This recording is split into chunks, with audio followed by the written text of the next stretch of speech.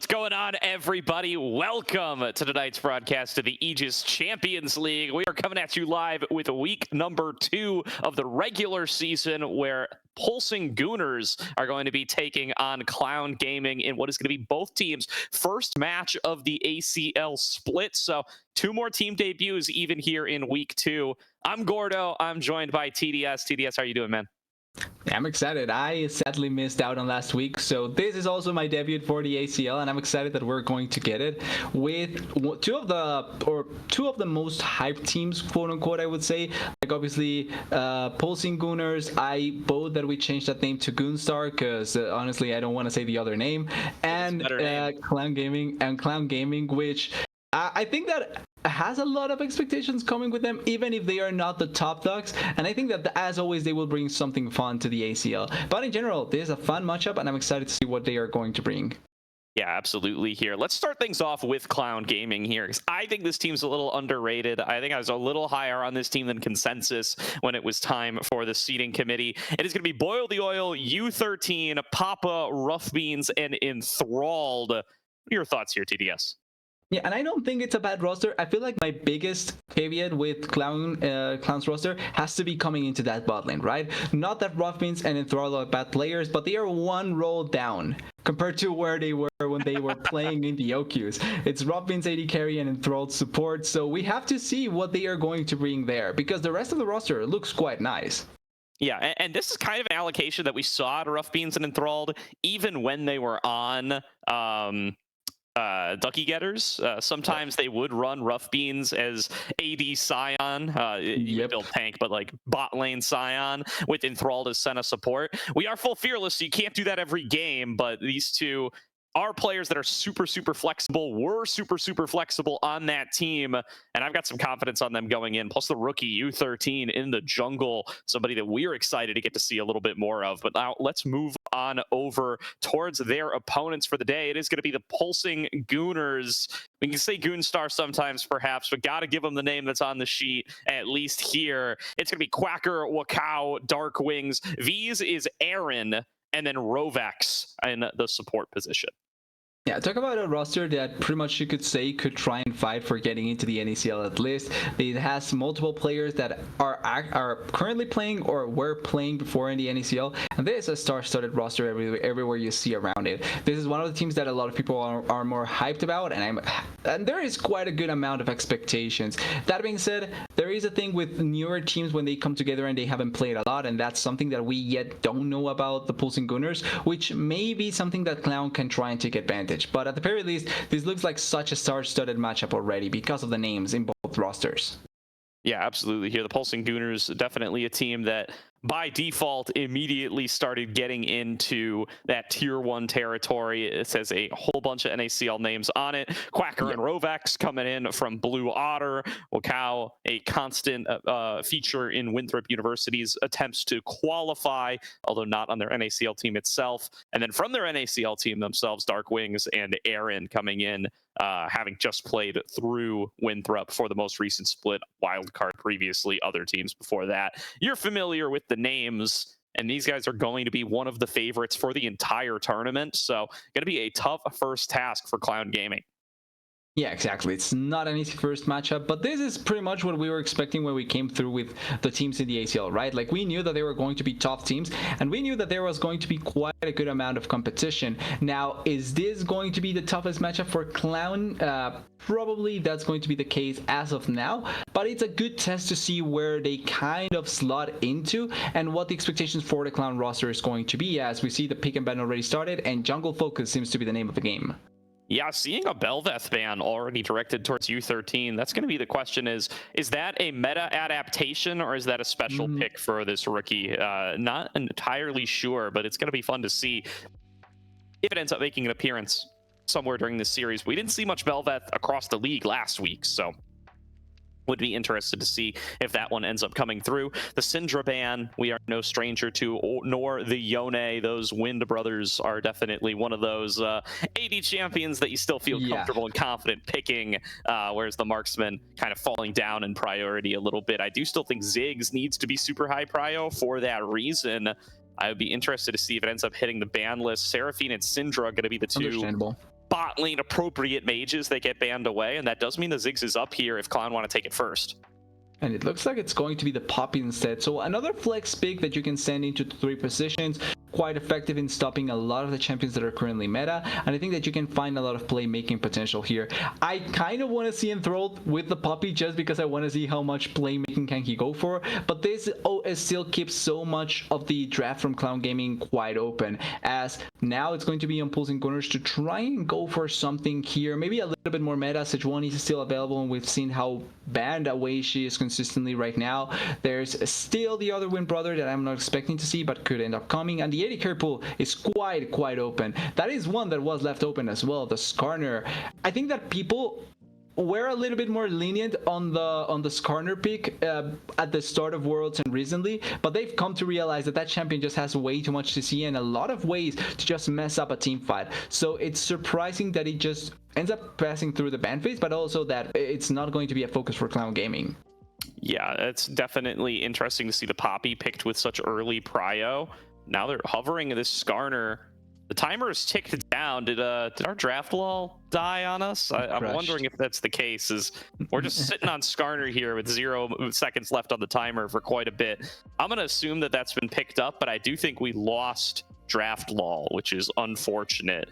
And hopefully we're going to have that one coming up soon. Yeah, first it was expected last night, and now it's draft lull. What else is going to die here? As the Skarner does end up appearing as picked, and then they are hovering the Ivern. I'm going to wait until something happens there before I say anything, but with the amount of picks that are left open for both sides and with the flexibility of some of their players, I'm expecting that we're going to have a lot of maxing in terms of how many flex picks they can go for. And another thing I wanted to mention as well with Clown and the fact that they are playing Rock Beans and Enthralled in the bot lane means that mage bot lanes and double range bot lanes feel like much more of a thing that they can go for. And like you were mentioning, it does mean that it opens up for the AD top side to be played by Clown as well. Definitely. So the Ivern pick, definitely a really strong pick in the jungle here. That's going to very likely be going over to Wakao. And the Skarner would be relegated to top, or we've seen a little bit of Skarner support here and there. So could be something that Rovex is choosing to bust out. He has definitely been one to play some of the more interesting supports during the time he's been in and around tier 2 and tier 3. Poppy still going to be looking at that one, and we are looking like we're missing a pick here on the draft lull. So hopefully we'll be able to come back in. And the Ivern is not confirmed, I'm being told. So we're going to remake draft lull here because of the issues we've been having with it. You know, sometimes the websites treat you well and sometimes they don't, TDS. That's just the way of things.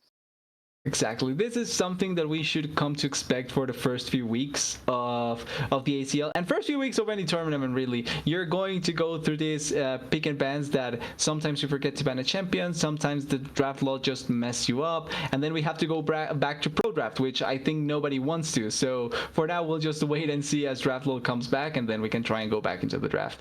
Yep, we'll pick that one up as soon as we can here. The old one going to be abandoned, and here we are. This looks a little different. I wonder why, but we'll get right back into it. They're going right back to the same bans. They're going to stick to the same bans. So we'll work our way through those, and hopefully we'll be ready to get deeper into the draft this time. But the Poppy first pick, that's the one that stays. That's the one that's locked in. And that's going to be... I think the Skarner as well, no? I think the Skarner, I believe, is also locked in. So Poppy and Skarner, no big surprises there. The Poppy comes through, looking now for that Skarner to be locked in on the Pulse side. And then we'll see what they want in the jungle. I don't think the Ivern's a bad choice. It is, like, innately a little weaker because it was so good with those sorts of double marksman comps. Okay, they picked the Ivern first. So it's Ivern instead of the Skarner, maybe. And that's why maybe they were hovering like they picked later the Ivern instead. So maybe it was that big. That makes much more sense. And it also does mean that it makes more sense as to why you pick a Skarner and the Ivern. So there's the Ivern going to the jungle, pretty normal. And then the 6, like you were mentioning, pretty strong. Like you were mentioning, still quite effective into pushing towards. Really good flex pick as well. And you also just feel so much more enabled when you're playing it in the bot lane because you just don't need to have that much to be as effective as other champions. So I just still feel like it's a perfect pick as the Skarner and the Seri immediate peak, but the Seri Okay, not yet. Okay, it's not locked in. We don't have the like, little flashing without, lights to know when it's exactly, without locked. that thing, it's kind of difficult to know. But the Skarner I like against the mobile mages, pretty good as well. And you can go over walls, so it makes ganking really effective in general. And you have great setup with both the Poppy and the Skarner to try and lock people down as. Is that actually a Seraph pick? Yeah, Yes, it it's is. locked in. There's Okay. the Teemo I doubt. The Teemo I don't believe in. Okay, Yeah, no, they can we're mess not with taking that. the Yeah, Teemo exactly. seriously, but the Skarner lock in for Clown, as is that Xerath. The Xerath is definitely interesting. You got to wonder if this is going to be going for Papa in the mid lane, or could be some kind of spicy support for Enthralled as well. So I think some flexibility on this Xerath. Pick. Could even be a Ruffins pick in the AD carry position and just play it as a poke against the 6. So I like the fact that they are playing around with this, and I hope that the 3 players can play the Seraph. Because the amount of curveballs that you can send with that is just going to be so effective for Clown Gaming. As the Bard comes in as the last pick, double range, not a bad option to try and get the stun going. And I do like the fact that the Tempered Fate here is going to also mess up with the ultimate from the Skarner. So you have like a mind game now where even if you send the Skarner ultimate, if the Bard is out of it, you can get just cancelled and the ultimate may not find any value.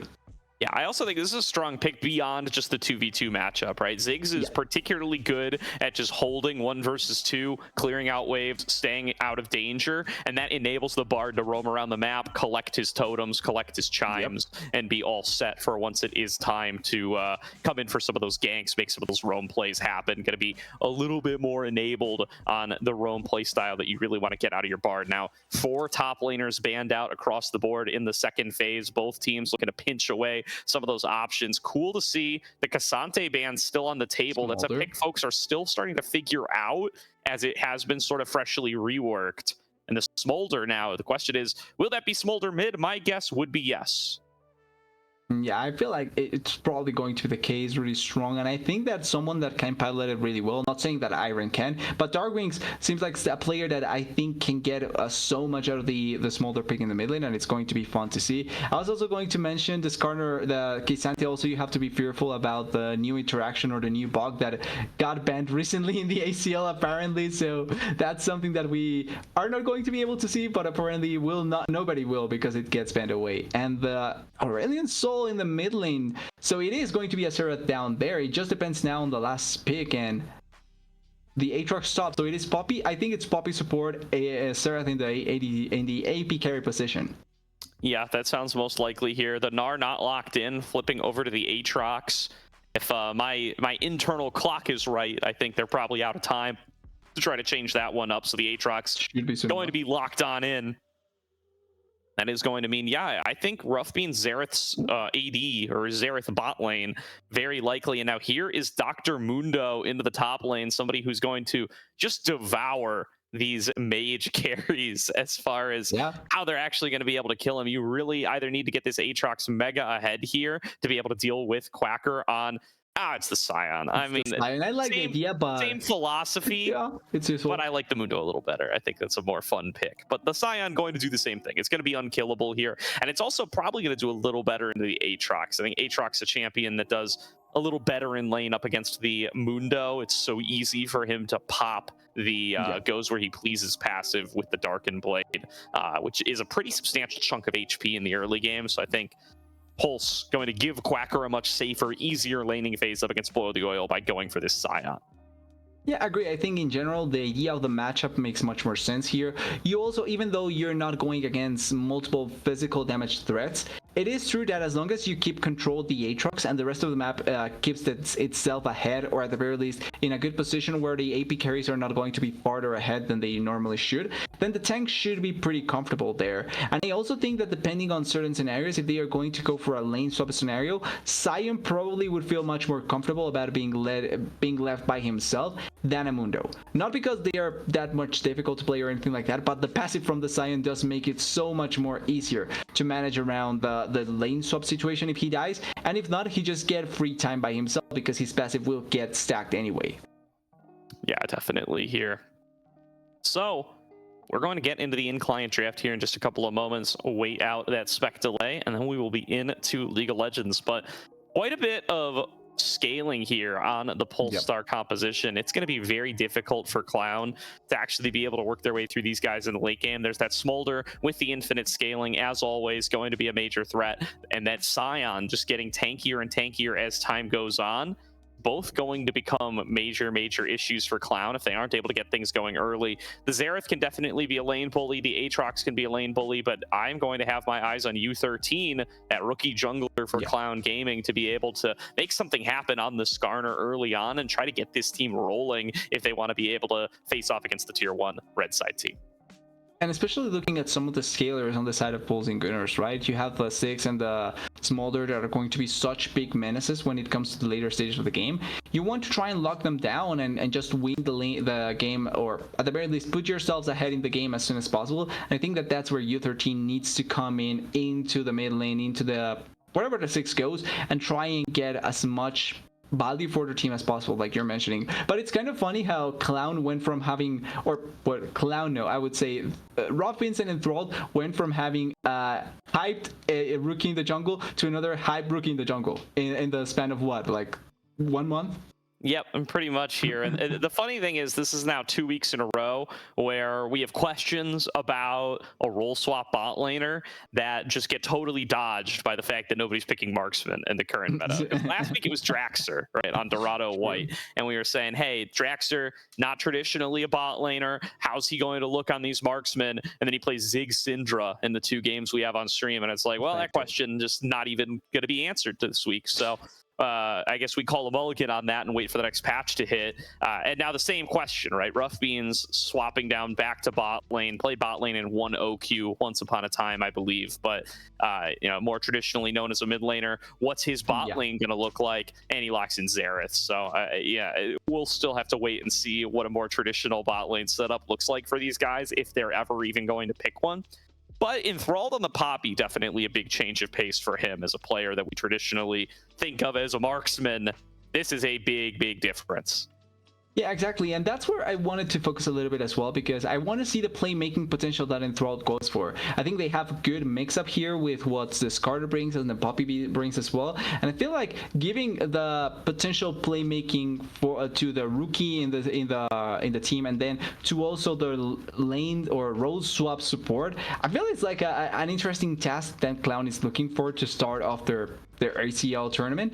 And then also how Enthralled is going to look, because I feel like he always has had that kind of vibe of being the solid member of the team and being the solid rock, but now you're going to be the one that calls the shots in how you want to go for certain things. So it's going to be fun seeing that dynamic added on top of that. For sure. And a bit of a change up for Pulse and Gooners as well. You think of Aaron as somebody who's really one of those traditional marksman players. You think of him as being the guy with the hands on the Kaisas and things like that, but now going to be relegated to Zig's duty, more likely due to the patch than not. I'm very curious to see how the Xerath counter pick is going to work out in that matchup, because there's a lot of general truisms that you just kind of assume are going to be the case when you have a Ziggs bot lane. Yeah, he's going to be able to safely wave clear. He's going to outrange everyone. He's going to be the more poke-focused laner. A lot of that might go out the window here up against the Xerath, though. Xerath can harass you at your max bouncing bomb range. He can shove the wave at a very close, if not better, degree than the Ziggs can, as long as he himself is able to stay at a safe range. And I don't know if the Wakao Ivern jungle is going to be able to find the best or most creative paths to be able to really try to punish that low mobility, especially if Enthralled is staying by him on the Poppy. Yeah, and you also do have a stun as well on the Xerath, so there is no safety. Even if Enthralled is not there, if you have a CC stun with the Roffins, then someone else can come in and try and be a threat to the Six that barely has any mobility. So there's ways to try and make this work out. I would say for both sides, even though there's no CC on Six, it's still easy for both of these AP carries to get attacked on because of their lack of mobility. And also, I'm kind of curious in seeing how the game develops for both of these rosters, because even though this is kind of newer rosters for both of these teams, they have played previously in the ACL, and some to varying success. I would say Clown has had the closest opportunity to be successful. But Pulsing Gooners has members that have come to the ACL before and haven't been able to have the best of performances, or at the very least not reach that grand final. So I want to see how they come into this ACL split. Yeah, I mean, so the exception here being Wakao, who has won an ACL championship. But yeah, Quacker definitely. I remember he was on the CCG Futures team last fall that fell short towards their sister team, CCG Main. Now he's the one who's on the favorite coming in here with Dark Wings, with Aaron, with Rovex, and assuming, you know, if we look at who are the highest NACL finishers, who has the most tier 2 experience out of all the rosters we've got here in the ACL. Pulsing Gooners are very close to the top here with their double 5th place finish Blue Otter team members here. Double 5th finisher, and yeah, they have to, some of them have to certainly try and step up, and I think it's going to be a nice story for most of these members to try and pull it off in the way that we expect them to be capable of. But I'm waiting to see what they're going to bring, what they're going to show, and how much is this role swapped Clown Gaming going to be able to put against them. Because we know the capabilities of some of these players. I think Papa also going to be taking the mid lane from Rockfins is going to be interesting, and I feel like one of the players that may, I wouldn't say not get enough credit, but certainly when you have Robbins on your roster, I feel like the eyes will rotate more towards Robbins than Papa himself, and I think that Papa is a really good mid laner as well. Absolutely. Here with that, I hear some Summoner's Rift sounds in the background, so I think we are getting ready to get into game number 1. We are Clown Gaming taking on Pulsing Gooners in a full fearless best of 3 starting right now. Let's get on to Summoner's Rift. And as we get in, everyone is out. They were waiting to buy that Aurelion Soul skin. I think there was a better one, but it looks cool anyway. And it's not going to be a 5-man pro, or actually, yeah, they're moving 5 members topside. Absolutely here. Inting Princess, I'm going to assume is Papa, unless I am told otherwise. Be a undisclosed name change, tisk tisk, but we will move onward anyway. A full 4-man invade up towards this top side. Clown Gaming going to be looking to play some proactive wards protecting against the lane swap. I mean, they see Scion, they think lane swap. I get it. You got to give them the respect. I agree. I just like the double ward synergy there, where both wards go down, and probably you didn't want that. But Wakao trying to maybe mess up a little bit here, get a little bit of damage. Every member is here though. We may get a level 1 scuffle. No. Right here. The Arcane comes on across from Rough Beans, doesn't connect, takes a fair bit of poke damage from Rovex, and everybody back on away from each other. And it is going to be Aaron moving up towards the top side for a little bit of a lane swap, so they're going to send Quacker towards the bottom. That was so well done by Pulsing Gooners, by the way. They knew that with the roam, they probably were trying to set up some vision to try and play around the invade. So what they did, or what I think they did, is that they threw their members all topside so that they were dissuaded from trying to continue anything up there, and then Aaron just stayed up there. And they send Quacker down there because it's pretty comfortable for them. And now they are now getting the Scion to just get the blue buff, probably die to it while he gets it, and then you take away the blue buff. The value now for the side of Pulsing Gooners is going to be so high because nobody's going to get this blue buff.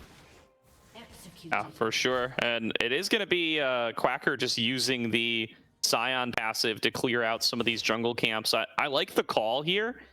Now, like you said, U13 going to lose access to his blue here. The fact that you don't lose the buffs when you get executed like that anymore enables strategies like this, and does mean that Quacker is going to successfully arrive with a blue buff in tow and very, very close to that level 2. Yeah, and feels like makes much more sense as to why they didn't go for the Mundo instead of the Scion, because this is a thing that only Mundo can do realistically. Like, you don't expect this to work with Mundo, only Scion can pull it off, and it works out at the end. They get the blue buff, they get the whole value for Wakao up there in the top side, and now U13 is pretty much without much to do, and he may get collapsed here. Very well may. There's going to be a move towards Enthralled. He's still just level 1, and he's got 4 members collapsing onto him. Found by the Gooners and picked up for first blood. Dark Wings going to walk away with that one. Yeah, such a smart play, such a good decision making there, and the Gooners already starting strong with probably one of the best members collecting that first blood. It's going to be Darkwings getting first blood, getting a couple more stacks, and it's just working out really, really well. I love the game plan that PSG, the Pulsing Gooners, went for this early game, and it's working out amazingly well. Yep. Quacker in lane, one-on-one, mano-y-mano up against Rough Beans. That should be a solid matchup for the Xerath. Very easy to proc your passive and get a whole bunch of mana back. But that blue buff does mean that Quacker can just spawn Soul Furnace over and over and over again and make sure that he is minimizing the amount of damage he takes. Doran's Shield doing a lot of work there as well. As he just shrugs off a lot of this poke up against Rough Beans. And importantly, he's also playing the solo lane, so he's getting all the value and the experience by himself, where the Aatrox is going to take a little bit longer to actually get the value from his ultimate and the extra levels. So in general, it just feels like the way that the game is setting up for the Pulsing Gooners is much, much better because they are allocating the gold, the experience, and the lanes to the members that are going to feel much more comfortable with it. And Clown was kind of forced into this deadlock where there's not much that they can do to try and fight it back unless they mess up the game even more than it is. No, but here's U13 coming deep behind enemy lines, going to be picking up Quacker with that Ishtal's impact. Quacker trying to flash away, but slowed up by the Eye of the Arcane, and this should be a kill coming on through here before too long. Rough Beans looking for the last hit, will be able to find it, and that's a kill for Clown Gaming. Yeah, it's a good answer back and goes to show the strength of the Skarner, right? You get a weird angle to try and gank the lane, works out massively well, and that means that now you salvage a little bit of the situation. Robins gets the kill, you push the wave, so a little bit of the minions are going to be messed or are going to fall down to the turret, and you also have teleport on Rough Beans, and losing it out, it's not going to be that bad here. So you have a little bit more control in the bot side with that in mind. I still think that Pulsing Gooners is ahead by quite a bit, but it worked out really well to see the plan move like this. Rovex making a little visit towards mid lane. We'll be able to find that stun on towards Papa, but the wave clear is just fine for the Aurelion Soul, and feels comfortable taking a recall here. Doesn't have access to the teleport though, used it earlier on, so the laning phase for Darkwings looking like it's going to take a bit of a turn here as he gets to crash this wave. Could maybe even get a plate, unless he wants to just take a recall for himself. Well, he already has the what's called the BF sword in his inventory, so I don't think he needs to go back immediately right now. It is surprising that he didn't go for a tier or anything mana related, just to try and keep up the pool, the mana pool as much as possible, but this is going to be maximum damage against the Aurelion Soul, and it also means that farming is going to be that much easier with this Q. I'm kind of curious how many stacks does the Smolder has right now, actually. Take a look. We get a chance. Looks 42. like it's at 42, so Not doing bad. all right for about 6 minutes in, and they're going to start working on these grubs. Does look like Ewan and Enthralled are looking at a potential dragon. They do find Quacker, and they are going to be able to chain stun him up against this wall. Need to block from that unstoppable onslaught, and you will do so. Rough Beans getting a second kill, and Quacker drops again. Yeah, Quacker, another death, not the best thing, but you are playing Sion, so at the very least, even if you die, you have ways to make yourself valuable. That being said, it is Void Drops going into the pockets of the Pulsing Gooners, and maybe an attempt at stopping this dragon, because it's only Robix here, but the members are beginning to come down, and it's also the Sion spawning here and coming down there. No ultimate though for the Sion. Yeah, good damage found there. Darkwing's coming on in here, though. Gonna land that a chew onto all three members. Here comes Quacker, doesn't have the ultimate stun up. Rough Beans gets hit by Mom, and they will be able to smite away the dragon. You gonna be able to pick that up, and Ishtal's impact back over the wall. Pulse not able to find any members, and Clowns do successfully pick up the dragon. They are ticking on health bars, though, so going to be a turn for Pulse here to try to move and see what they can take. Yeah. They find you on the red buff, who's really got to try to get out of here now. Has to flash over the wall. Ishtal's impact not available yet. Yeah, good execution there. Actually, not only gaining the dragon, but also able to escape. You does need to blow the flash because of what happened earlier, but maybe they can play around this ulti. Ooh, nice use of the right of the arcane here, raining through shots. Rough Beans picks up another U, very low on HP. They aren't going to be able to finish him off, though. He's got too much backup from his support and bot laner, and they do manage to force them back. It's just another kill funneled into Rough Beans on this Xerath, and he is starting to get really fed here, TDS. Yeah, 3-0 for Seraph is a really good start, getting a lot of value. Sadly doesn't get the red buff by not killing Wukao, but you get so much out of there. And importantly, no one by that from Clown died.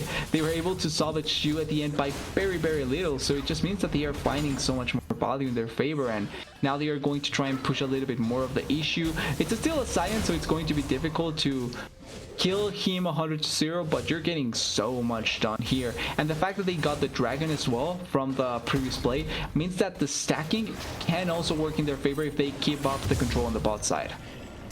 Definitely. You continuing to be harassed in his own jungle, but that smite has made the difference multiple times here, making sure that Rovex can't actually take away any of his camps. But Rovex just continuing to try to make it annoying, and does mark that Skarner so they know exactly where he is, they know exactly where the threat sits. And the main beneficiary of that so far has been Darkwings, continuously crashing this wave in mid. He's gotten 2 plates, he's got a sizable CS lead up against Papa, and he's making it very difficult for the Aurelion Soul to get his own stacks, and setting himself up very nicely for this later game as well.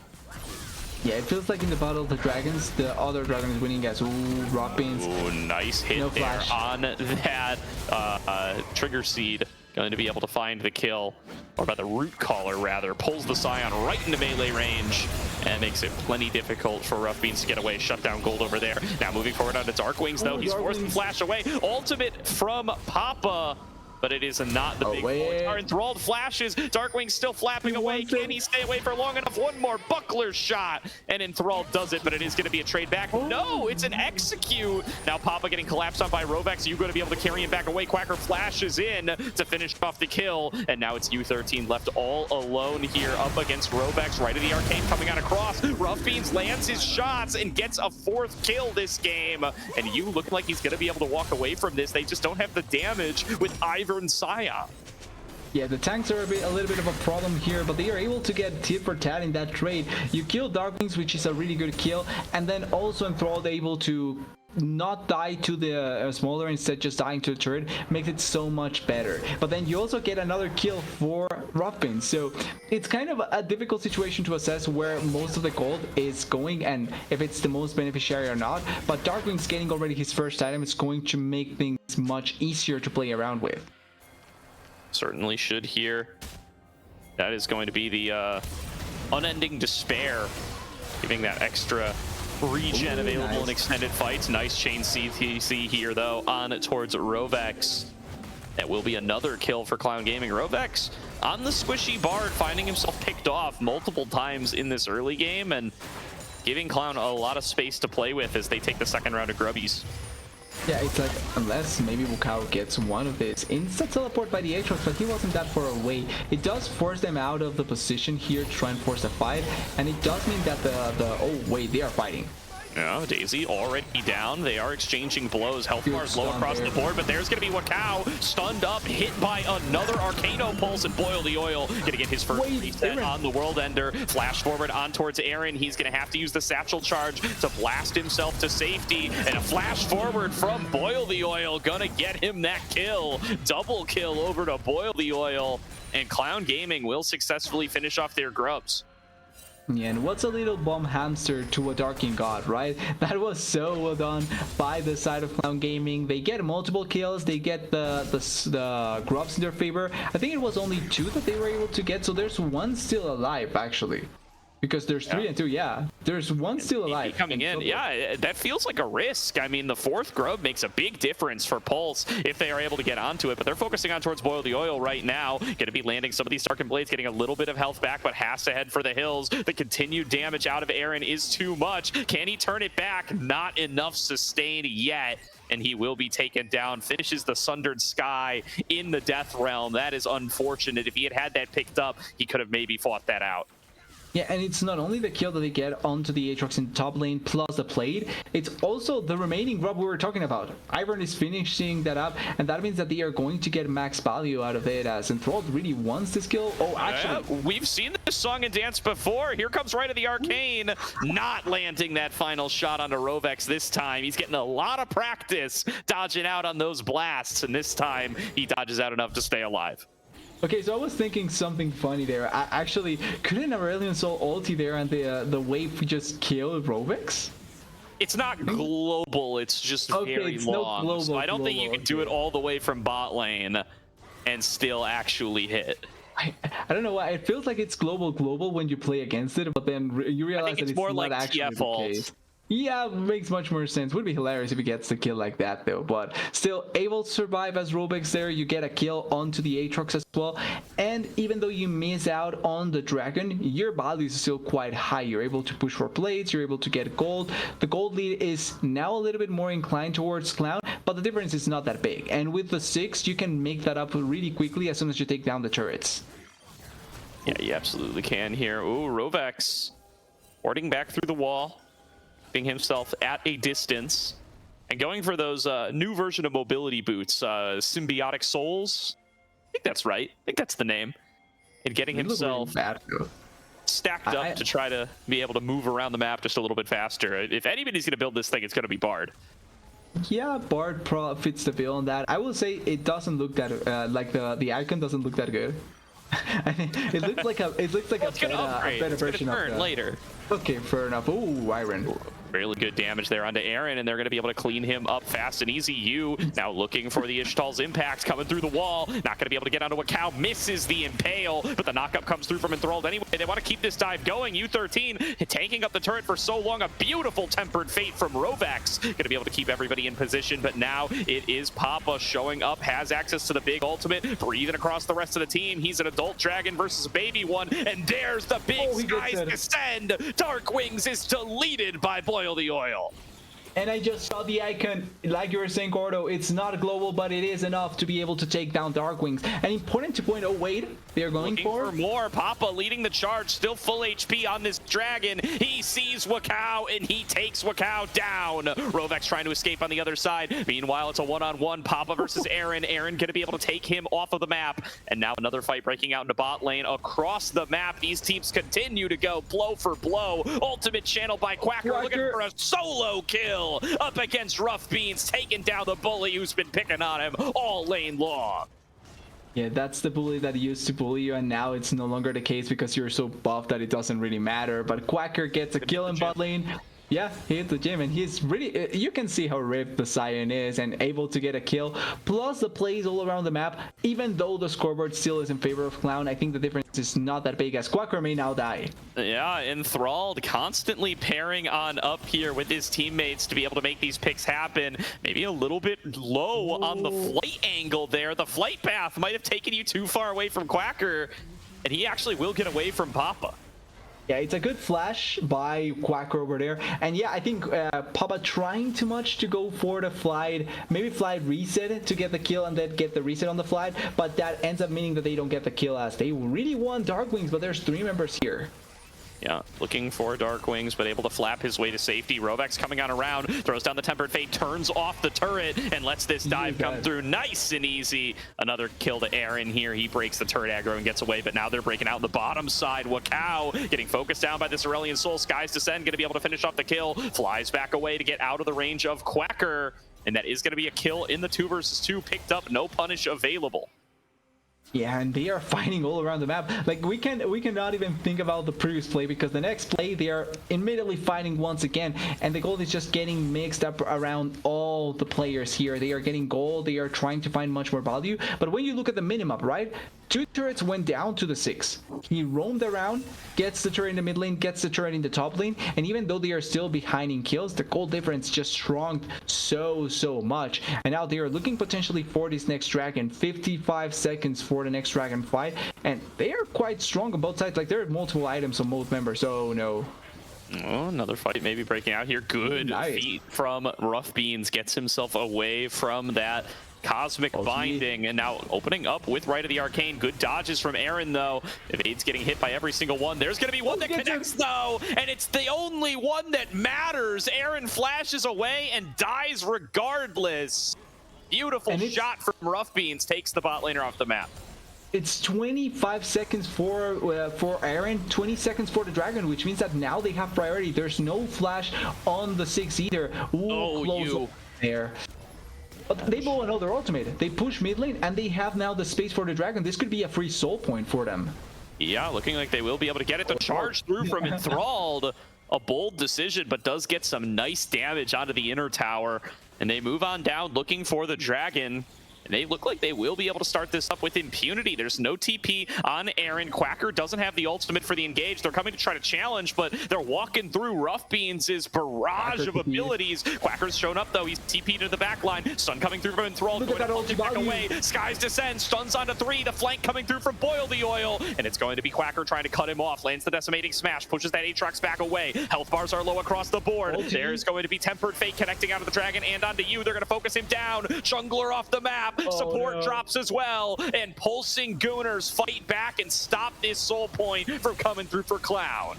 Yeah, they are able to stop it. And one thing that I failed to realize as well at the time, there are gates, the portal gates for the Hextech Soul. So even though the 6 was dead at the time, he was able to come back so quickly. And I think that was also something that made it more difficult for the side of Clown Gaming. You can see every member is already here. And even though the initial part is good, like you can see the damage from the Aurelion Soul. The problem is that they already committed so much and they didn't get anything. But the round down after they get the value out from the side of Clown is so much better from pulsing Gooners, because they have an actual AD carry and they have a tank that can just survive for longer. So they just take the kills, they get the dragon value, and they stop the stacking of the dragon. And I also think it's important to notice that Clown doesn't have anyone that can take dragon quickly. They have 2 mages, a Skarner, and an Aatrox. That's not going to take down the objective anytime soon compared to the other side. And if I may be so bold, I feel like Clown might have thought the same thing that I thought. Quacker didn't have the ultimate. He wouldn't be able to join the fight, but he has the teleport back up and gets in behind them, making the flank play happen regardless. It does give them the time they need to have the full force join up, but now another fight breaking out right as Baron spawns.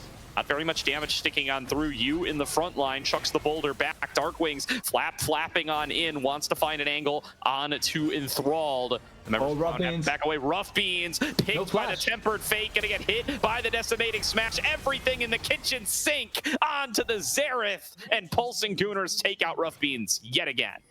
And that's the risk of running a no mobility mage. When no flash is up, just get immediately attacked in, and that was really well played by pulsing Gooners. The longer the fight lasts, the better it is for them, because they can just grind you down. Papa, TP for Boyle. Yep, they want to fight this. Oh, put down onto 3. Fantastic work by Enthralled. That stops the Baron all on its own. And now Papa's got to be a little bit more careful. They want to see if they can punish this team for being split up. But Wakau's already been able to rejoin. Enthralled's health bar is low. Enthralled going to drop to Aaron. They're going to try to get the climb back onto the other side. Here comes the Skies Descent. That wave going to take out a second kill. It's a double. It's a triple to Papa as he forces back the remaining members. Right of the Arcane going to start raiding on through. Darkwings can't evade these forever, and he will fall down. Clown Gaming looking to complete the ace against the tanky Scion. Clown Gaming wipe them off the map, and they get Baron for this. Yeah, with that, 5 members dead, there is 2 teleports, and the 6 and Darkwings can try and come here, but the members now can finally try and do this by themselves. Still, the idea wasn't bad, and I think how it started looked not that bad for the side of pulsing Gooners, because actually Iron is able to pull away some of the members before they can commit. So even though there's 3 people pull away with the hammer, it didn't matter that much. But here, the rundown from the Aatrox is really good, and look at the ultimate value by the Aurelion. He just blows everyone up with the ulti, the extra dragon spread, and then the flash to reposition and follow up. That is why I love Aurelion Soul, but I understand why people hate it, because that shouldn't be possible in a fight. That it shouldn't be that good for the side of the Clown Gaming with the way that it started. In a duel between infinite scaling dragons, Papa is the one coming out on top against the NACL veteran. Time and time again, excellent execution in these fights. Has himself about a 1k gold lead individually, and the stacks continue to come on through fight after fight as he manages to just keep on breathing on fools and keep on getting these kills. Yeah, the Thunderbread working out marvelously well, and with the Baron buff now, they have way to push into the turrets, and there is also quite a good amount of standing gold with that top lane tier 1 turret on the top side, so they can try and go for that. So look at the here. Now, going to be snaring up on towards Quacker. Not quite able to finish him off yet here. Clown Gaming doing a very solid job in this game number 1 up against a team filled with tier 2 talent. Close. putting up a fantastic fight here so far, keeping the push going on towards mid lane. And they're all going to be able to punt out Quacker. That's the member that they've struggled to kill the most. And again, it's Eye of the Storm forcing back Pulsing Gooners. Clown Gaming, they get their turret and they walk away. Yeah, they get the push away, they get the turret, and they are able to walk away scot-free, although there's a Bard ulti and no flash and Robin still. Oh, stun comes on across. Rough Beans going to take a fair bit of damage, does manage to stay standing. It's going to be the bailout coming on across from Redemption, keeping their health bars topped on off. But with how low two members are, it feels like Clown are going to have to back away from this. The arcade coming on across, and Wakao is blown up. You running for the hills now. They're going to try to keep this fight going. Aaron going to be able to finish him off on the other side. Quacker getting focused down by Boil the Oil, soon to be taken out. Will drop, and Enthralled looking for flanks on the side. Darkwings might be a little bit too close. Flying over the wall is Papa. He's burning down, but will not get executed. Darkwings still looking for somebody to finish off. The health bars are so low. It's going to be the trade. No, Darkwing stays standing until Enthralled takes him out with the buckler. Boil the Oil completes the ace on the other side, and Clown Gaming walk away with another fight win.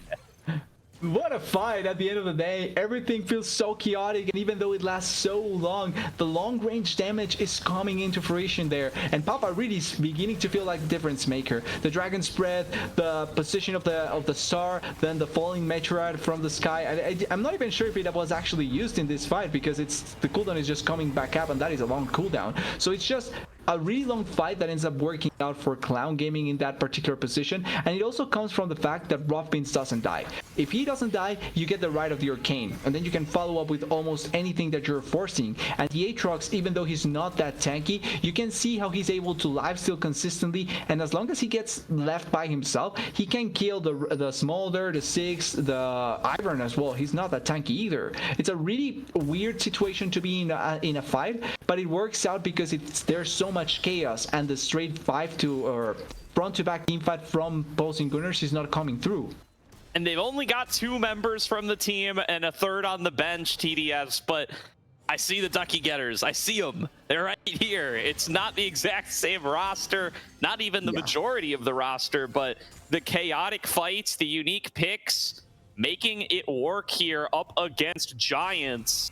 And Clown Gaming with a solid 5.5K gold lead. Very favored to win this game. We don't have the AWS win percentage here in ACL, but you got to believe it's pretty high. Got to be like 80 plus at this point.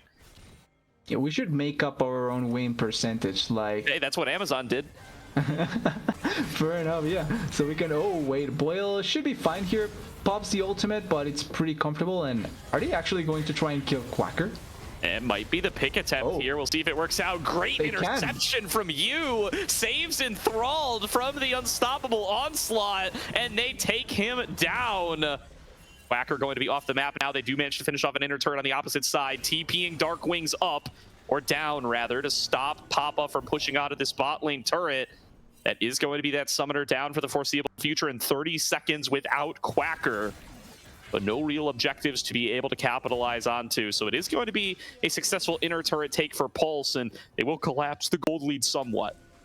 And I think that's on me. I actually wasn't expecting them to even able to kill the Sion in that position, but looking quickly at his build, he went for the Titanic Hydra and then has gone for a little bit more magic resist. So his survivability is actually not that high at this point. He has a lot of health, but not a lot of resistances yet.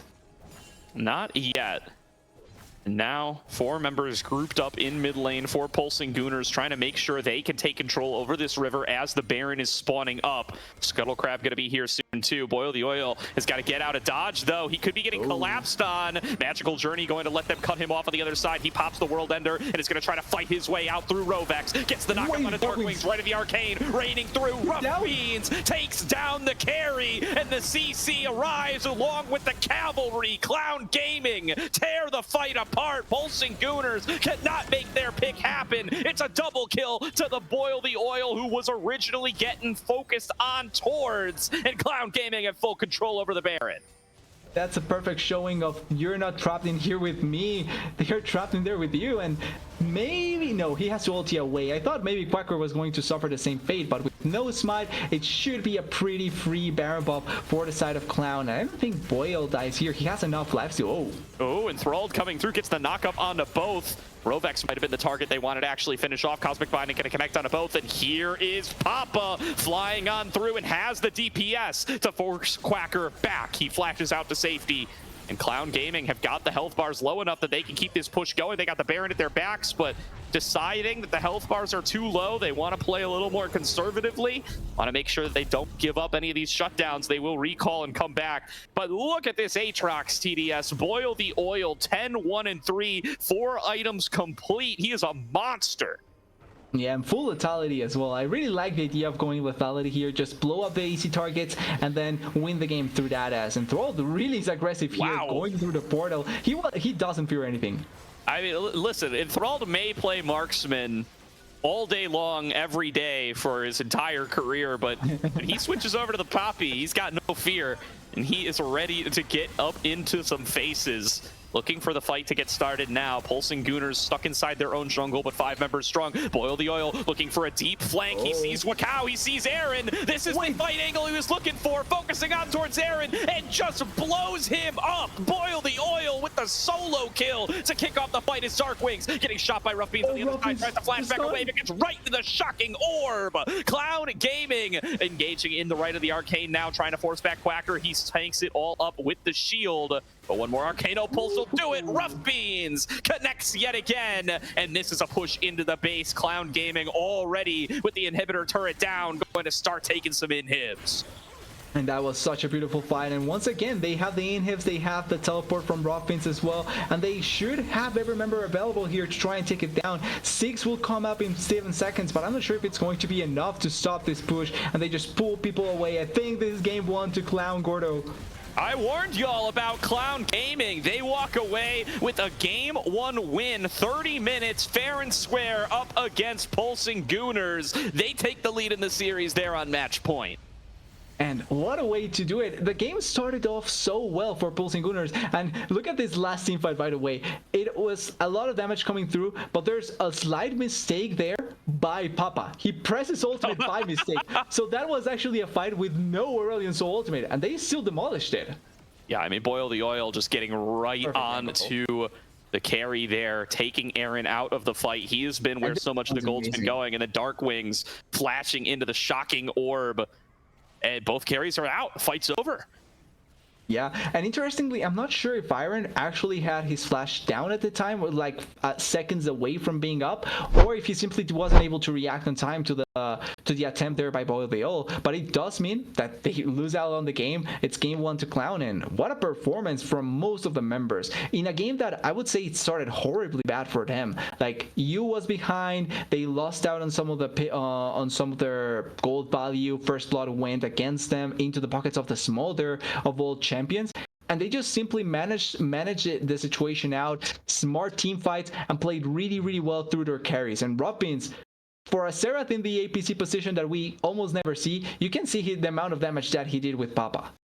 Absolutely, and Papa was the one who was on the back foot for most of the laning phase, constantly having the wave shoved in up against him, constantly being pressured and needing to take that time to scale. I got to give a huge shout out to Rough Beans here, though, on the Xerath. 100%. The team focuses towards bot, gets some of these kills on the Scion, but you got to remember, killing Scion doesn't stop him from farming, and he's just going to be a tank later on anyway. It's not like you're taking a crucial member off the map. You need Rough Beans to make use of those resources, and he does. He nails these right of the arcane shots to make these picks onto Rovex, onto Dark Wings, onto Aaron, and help them win out the game.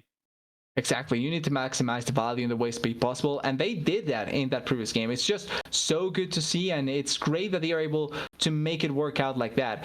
Even though we're not going to see any of the champions in the next game because of how Full Fury this works out, I do think that at the very least they took away also a pool of champions that is not going to be bad for Clown, right? Like, who expects to see Serath again in a series after one game? So it's not like they are going to miss out on a lot of their strong champions currently in the meta, and they have their own curveball to throw at any time because they can play these APCs as well. Absolutely here. What a showing. With that, we're going to throw it to a quick break while we get ready for game number 2. We're going to get a quick word in from Pro Comps. We will see you guys once we're back. Quick shout out to Pro Comps, our sponsor and a game changer app for the league community. This isn't just like the other tools. It's your personal draft coach, perfect for both teams and solo players. In fact, you can pair it with any other app you use. ProComp stands out with features like custom champion pools, personalized tier lists, and live draft advice. Think of it as having a virtual coach and a strategy toolkit all in one. They offer real-time champ and ban recommendations. They already have over 200,000 downloads and thousands of daily users just like you. ProComps is user-friendly and totally free. It is a no-brainer to at least give it a go. Download ProComps now, and you'll experience a whole new level of drafting power in your league games. Go to procomps.gg, download it from Overwolf, or click the panel below on our stream.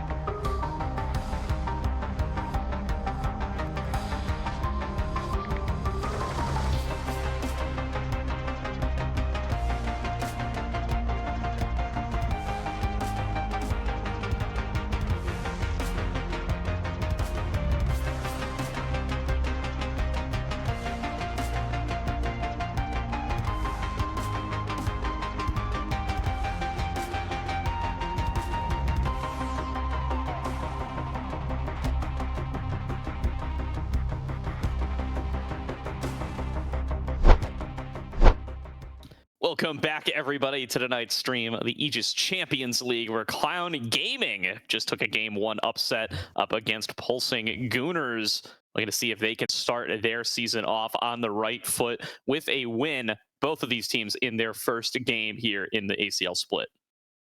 Yeah, but already the one that has the head start has to be Clown with that Game 1 performance, and now it's on the Pulsing Gooners to try and turn around. As we can see down there, the full Fearless bans, none of these champions can be played anymore in the series. And I think the biggest impacted champions here have to be the 6 and the Smolder, right? Two really strong champions, really versatile champions that you can go for in almost every game. And it does mean that the pool for mid lane and APC will need to be opened up. I want to see if we get the Syndra ban once again, because I feel like that's one of the other options in the AP carry position that we may end up seeing depending on what happens, and same for the Seraphine. But as Clown is on the red side, I don't think they're going to leave open the Syndra at all. Definitely now, waiting to get the draft started. But I'm curious to see how much of the bans they run back from game number 1, because we did see, like, it was a Syndra ban that ended up coming through. It was a Seraphine ban. So some of these other more like bot lane appropriate mages, even the Hui, something that we've seen a little bit of bot lane here and there. So a lot of the kind of mages that you feel comfortable playing bot lane going to likely be off the board, assuming that these bans stay similar. So we'll see how they try to adapt to that sort of situation, and whether somebody actually ends up needing to go for a more traditional bot lane carry. Yeah, but just like that, they immediately banned away the Seraphine. So one of the APCs out of the window, and now we need to see what else there is for them to try and go for. Another thing, though, that we're taking away is that we may just see a regular AD carry. Like, it's not impossible that we see Robbins on 1. He probably will try and play something else, but it's not impossible to go for a regular AP carry, or regular AD carry, I mean. Sure.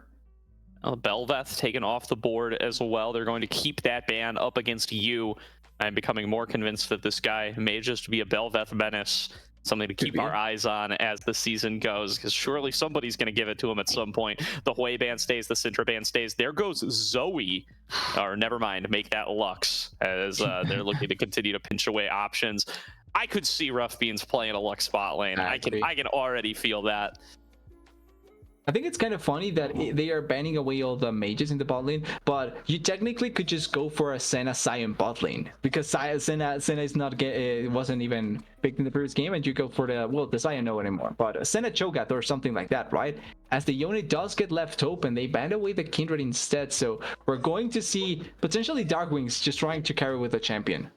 Yeah, I would call that pretty dangerous here. Darkwings did very well in the laning phase last time around, and if we've learned anything from Worlds so far, it's that when you give these high-quality mid laners the Yone, it tends to have very good results. Darkwings going to be the latest in a long line of well-respected mid laners to pick up that pick. We'll see how he's going to be able to do. And he's going to be the Maokai to start things off, probably for you in the jungle. And now Clown get a shot at first crack at the bot lane if they do want it, and see what's left that they might feel comfortable picking. Instead, it's the Akali. Never mind. It's not locked in. We're getting trolled yet again. I hate not having the red light. I hate not having that. But the Twisted Fate does make sense here. Probably, I don't think that he's a lane bully against the Yone, or not having that incredibly good of a time, but he does have the gold card to try and stun the Yone. It's point and click, so it's going to be really difficult to go against it. But then you go for the Jackson Sejuani on the other side of full team Gooners, a Quacker champion that he can play really, really well. And then you also have the Sejuani adding on top of that for the passive. You have the perma-stacked potential with both the Yone and the Jax, so can be quite good. As the K'Sante also gets picked, so bot lanes still are a mystery. Yeah, because K'Sante banned away in game number 1, so going to end up coming on through here. We'll see how Boil the Oil looks on it. This has been a pick we've gotten some mixed opinions on ever since the rework. Draxer even was on the Brankles interview that dropped earlier today, saying he doesn't know how good the pick is post rework. It didn't seem like it was that good from Diesel when it was picked against them. But we'll see how Boil the Oil's K'Sante is looking now that he's gotten, that extra week to practice with it. It's a harder champion all around now. The skill shot's a lot less forgiving. You don't get to change the direction of your W is the big difference to me. Like that's what I only found out about recently, and I'm like, ooh, that is Yeah, it's gonna be a fun thing seeing all the mechanics that now have to be taken into account for it, as we see the second round of bans. A lot of focus towards the bot lane, and also the Senna taken away, so we may not see the Senna with anything combo down there with Robins and Enthralled, but there's still a lot of most options that you can try and go for in general. As I think, particularly for Iron, I would just say that you go for a straight up AD carry here. Jinx is available. You also have the Ashe option if you want to go for that. But I think a hyper carry like the Jinx would fit much better for Iron, and it gives you the potential of allowing for him to be the star of the game later on. Absolutely does here. Let's see, the K'Sante and Twisted Fate most likely going to be the solo laners, although Rough Beans Twisted Fate bot lane wouldn't be wouldn't shock me. I mean, listen, I'm leaving a lot of options out on the table for what people are going to play bot lane, and this looking like it might be more the case, unless it's this Gwen, if it's locked in, it would probably be for I think it's jungle. I think it's He could be Gwengle. jungle, but then where's the Maokai? Is it support? Support, yeah, and throw support. You already play the puppy, so why not the Maokai, right? You play a jungle in the support position and it can work out, but I do think it's going to be the Gwengle just based on time. Yeah, I mean, I'm not going to say that it Kisante can't be. mid? Could be Kasante mid, Gwen top, Twisted Fate bot. Yeah. That's a possible allocation as well. Rovex Rel, something very dangerous to see on the other side of the rift.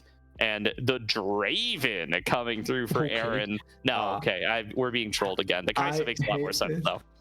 Yeah, with the Rel, I'm guessing more the Kai'Sa, one of the left open AD carries, pretty easy to pop your passive, and then you also have ways to dive into the backline with the rest of the members, right? Like every other member wants to go in. So you have the Kai'Sa there to follow up as well and give you the potential to make the most out of your follow-up. You technically could also go the poking Kai'Sa version instead of just the straight up damage dealing Kai'Sa, and that way you have a lot of mixed damage potential as the Jhin potentially getting picked, and this is one of the champions that has been shining so much currently at Worlds, and surprised that it went so far in the draft without getting even noticed at all, but wouldn't be a bad pick, not necessarily a weird champion to go for. It's interesting though because this is going to be the first time we're going to see Rockbins playing that AD carry in the bot lane. Yeah, and this does mean it is going to be Maokai support. It is going to be Gwen jungle. It is going to probably be Kasante top, and it's going to be Twisted Fate mid for Papa. So probably lots of shifts coming on around from where we might have originally expected to see some of these champions, and I'm excited for it. I will say, Jhin and Ezreal are like neck and neck for the most mage like of the AD carries, right? There, it's Jhin feels like in another life he could have been a mid laner. You know, you only got the 4 auto attacks. You don't do the traditional kiting mechanics, you know? You can play him mid and just make it work out that way, but certainly it does feel like he's one of those champions that if you go for in the mid lane, you have good ways to make it work out. This could still be, by the way, at Jhin in the mid lane and at Twisted Fate in the support in the AD carry position, quote unquote. So, like, I wouldn't put it away from Clown to go for something like that. I'll just wait and see where the champions get positioned with each other, and then we'll talk about that when they are going there. But I feel like particularly this does stay true to a little bit of the theme of the previous game, right? Like it feels like more the Gooners going for the team fighting potential, a little bit of the late game, trying to play more standard, and then Clown trying to add their spice onto the game and trying to make it work out as best as possible. Yeah, the Pulsing Gooners definitely reeling after an unexpected game 1 loss, going to be looking to fight back twice as hard in game number 2, and they are in a very comfortable draft, I would say. Darkwing's, maybe not the most Yone affiliated player in the world, but other than that, I think this is super comfortable for the rest of the team composition. Quacker loves to be on these sorts of top lane split push carries. You've seen so many Wakao Sejuani games. The Rovex Rel, I think in particular, something that we have seen be so effective at the NACL level, and you've got to be on the lookout for these big flank engages coming through from this guy. Yeah, I would even say one of the champions that he pretty much allowed for Blue Otter to get into the NACL with. Like his performance with the Rel is always something to really make a highlight with. And I think that this game is going to come through Robex's playmaking potential. Because in the previous game, I do think that the Bard was trying to make plays happen, but it felt like more times than less, he was getting picked off, maybe because of his lack of tankiness, right? Like he was found and then killed at certain points. And I'm not sure if it was the lack of tankiness or the lack of understand or positioning, but it felt like it didn't mesh well with Robex's potential to play with the playmaking champion. So I think that the Rel being more in his wheelhouse probably will allow him to be much more free with what he wants to do and much stronger at just making the engages work out. Yeah, he is a fan of the Bard, and I think his Tempered Fate angles were quite good. But yeah, they were. I agree. Like having a very traditional go button, I think, is going to make a big difference to this Pulse team. Certainly, you could see it when they were on Blue Otter or when Rovex was on Blue Otter. His ability to just go in and get the fight started that way was so massive for a team that I think was really defined by their ability to find good team fight angles and be very, very good in the 5-on-5. And they're well drafted for that here. They've got great follow up to those sorts of engages. They've got multiple ways to look for them, thanks to the Fate Sealed and the Glacial Prison coming through from the Sejuani. And then Aaron on this Kai'Sa going to be so good as well. I really like him on this pick. I think it's going to be great for his ability to navigate around and make plays happen. Yeah, in general, just makes it feel like I think the Pulsing Gunners will have, I won't say much better chances, but at the very least, it feels like it's much more straightforward the way that they need to go for certain things, and it may work out that much better. And I also think, particularly for someone like, let's say, for example, Darkwings, having a champion that has that going button, and even if he goes too far in, he can still play it off, then it can just be really ideal for them. Like, I think Darkwings can be a hyper carry, and he has played the hyper carry champions. But I remember, I don't remember how long it was, but there was a time where in the NECL, his LeBlanc was pretty much or banned against him really consistently because of how consistently well he played around, just finding the right angles and being able to make a lot of the playmaking for the AoE team that didn't succeed much at the time. So I think that this champion for Darkwings may just find a lot of value and could be another piece to add onto what Pulsing Gunners need to make the game be a win for them. Absolutely here. Going to be starting things off before too long as they do finish up their in-client draft, and we will get into the spec delay. I want to see this Maokai support too, something that we haven't gotten to see too much of in a while since the last round of nerfs did end up coming on through. We'll have to find out how it's going to be performing when piloted by Enthralled, who really looked quite good on the Poppy. I mean, that was one of our question marks coming in, because, you know, you might be able to play Mage's bot lane, but you can't play Marksman support other than Senna, which he hasn't been picking so far. It's been banned away. So this time around, going to be on the Maokai, much similar to the Poppy, and if he's going to be able to replicate that sort of performance. And I would hope so, because Enthralled was quite aggressive. Like, we saw him portaling in on the Hex Gate just to try and get into the enemy jungle and maybe get collapse done. Like, I wouldn't be surprised if we see Enthralled having a similar mindset, not only just being hyper aggressive, but using the ultimate aggressively, getting twisted advances really aggressively as well, and even forcing early on into the laning phase. Like, I can see Enthralled being that kind of player, just trying to go in as much as possible.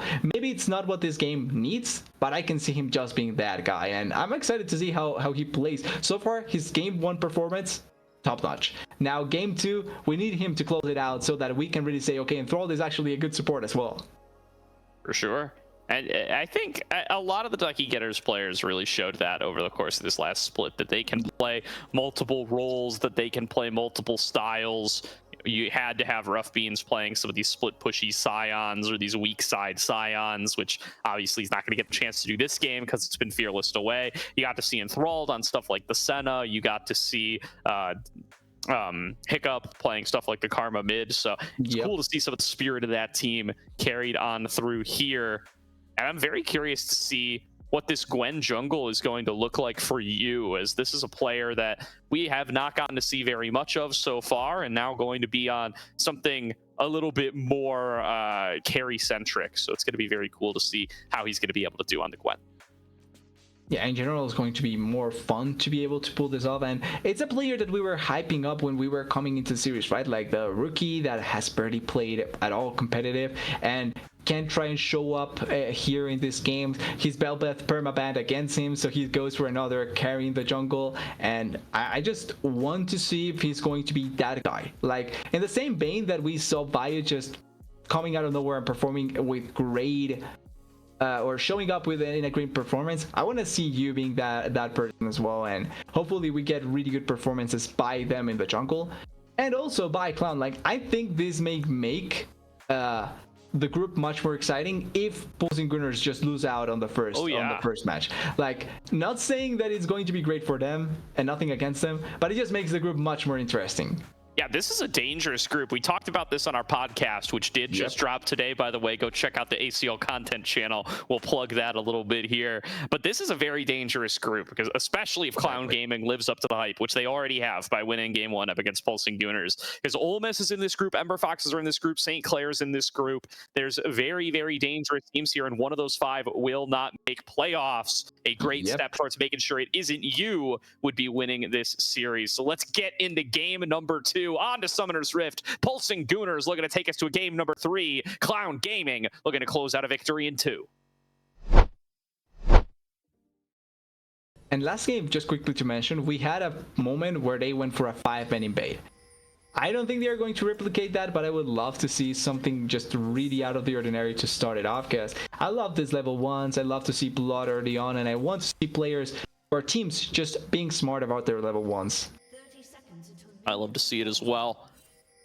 So this time around, not going to go for that 4-man top side. I think that was specific tech into the Scion, expecting to see a lane swap. I think they probably are expecting to play some more traditional 2v2 lanes this time around.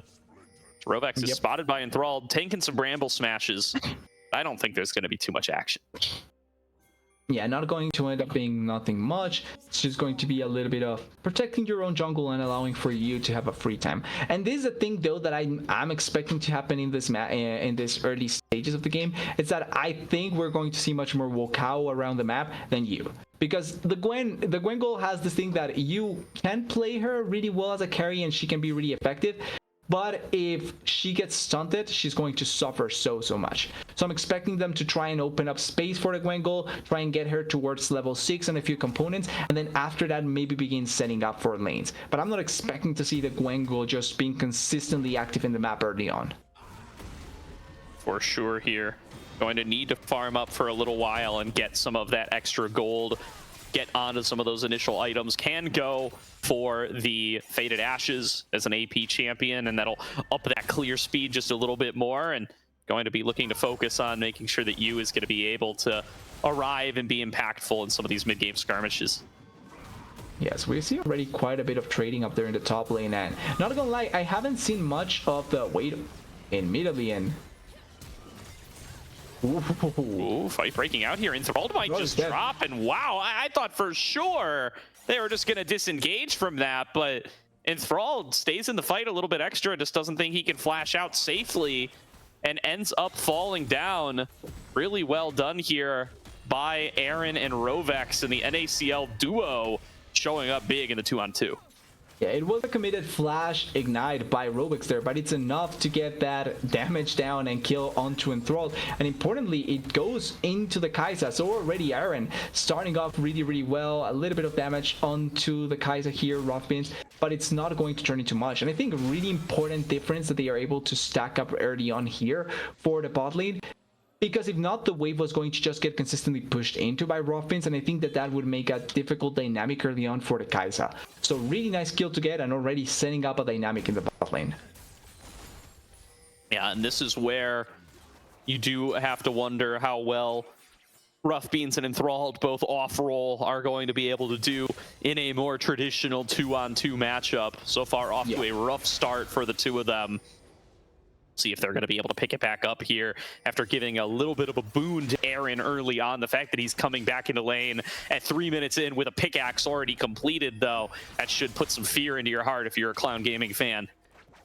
I wouldn't say some, I would say a lot of fear into your heart, because that can be a difference maker in some of these mid-game fights when we see them trying to just go for certain things.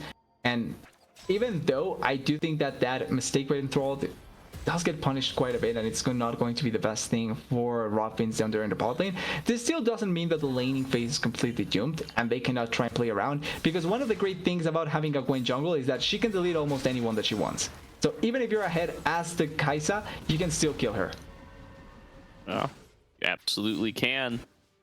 Question is going to be, will they be able to find angles to be able to do so? Rovex already looking to get out onto the map, but going to pivot back towards the bottom. Meanwhile, here comes Wukao for the gank. Flash forward from Dark Wings. Wukao tanking up the turret for as long as he needs to, but Dark Wings won't be traded back. Instead, it will be Wukao who ends up dropping. Really nicely done by Papa there, turning that into a 1-for-1. Yeah, and with no mana, actually, when you think about it. He didn't have a card, so he couldn't pull off like a stun or anything like that. He just moved around really well, and he just set up a perfect 1-for-1 in that situation. Gwen is also the one that collects a little bit of the CS in the mid lane, which means that she's in a really good pace so far. She's still farming really well. And another thing that I wanted to point out, guess who's taking the, I don't remember the name of the boots, but the newer boots as well. Is that just a Symbiotic Souls?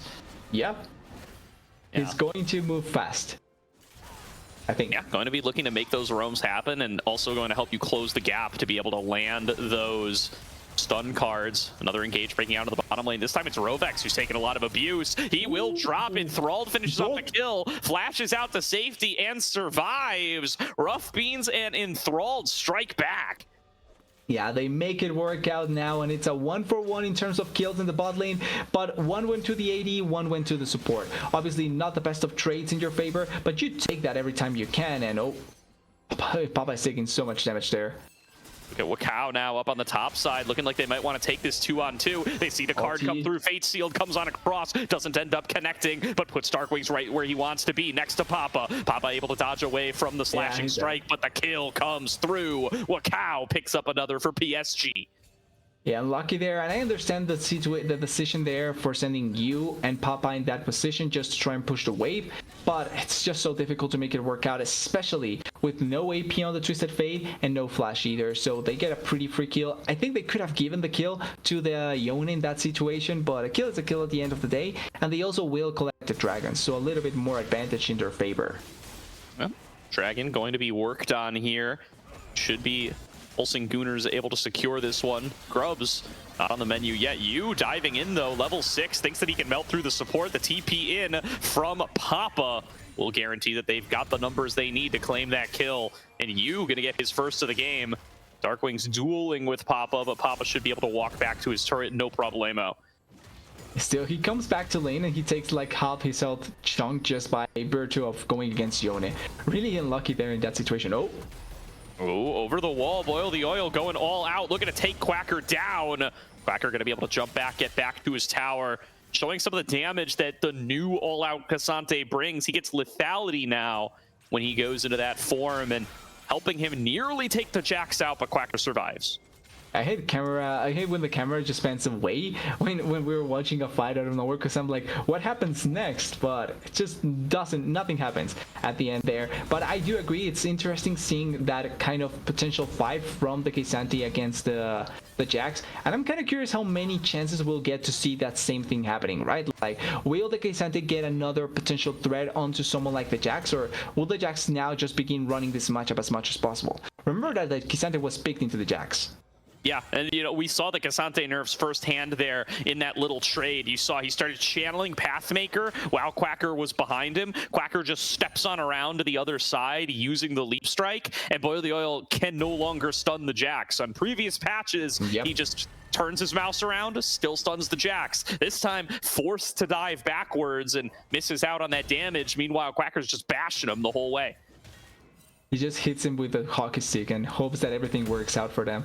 This is such a fun matchup that we're going to end up seeing, as the Grubs did get collected this time around by Wakao. I don't think we're going to see any situation where the Grubs are left remaining or anything like that, but it's going to be 3 as of now for the side of Pulsing Gooners. And for someone like Quacker and Darkwings that are playing this split pushers, it's going to be really fun to have that extra damage on the side lane.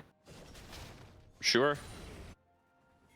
Nice little grub advantage. Both early objectives going to Pulsing Gooners. A great metric to see who's winning out in the early game.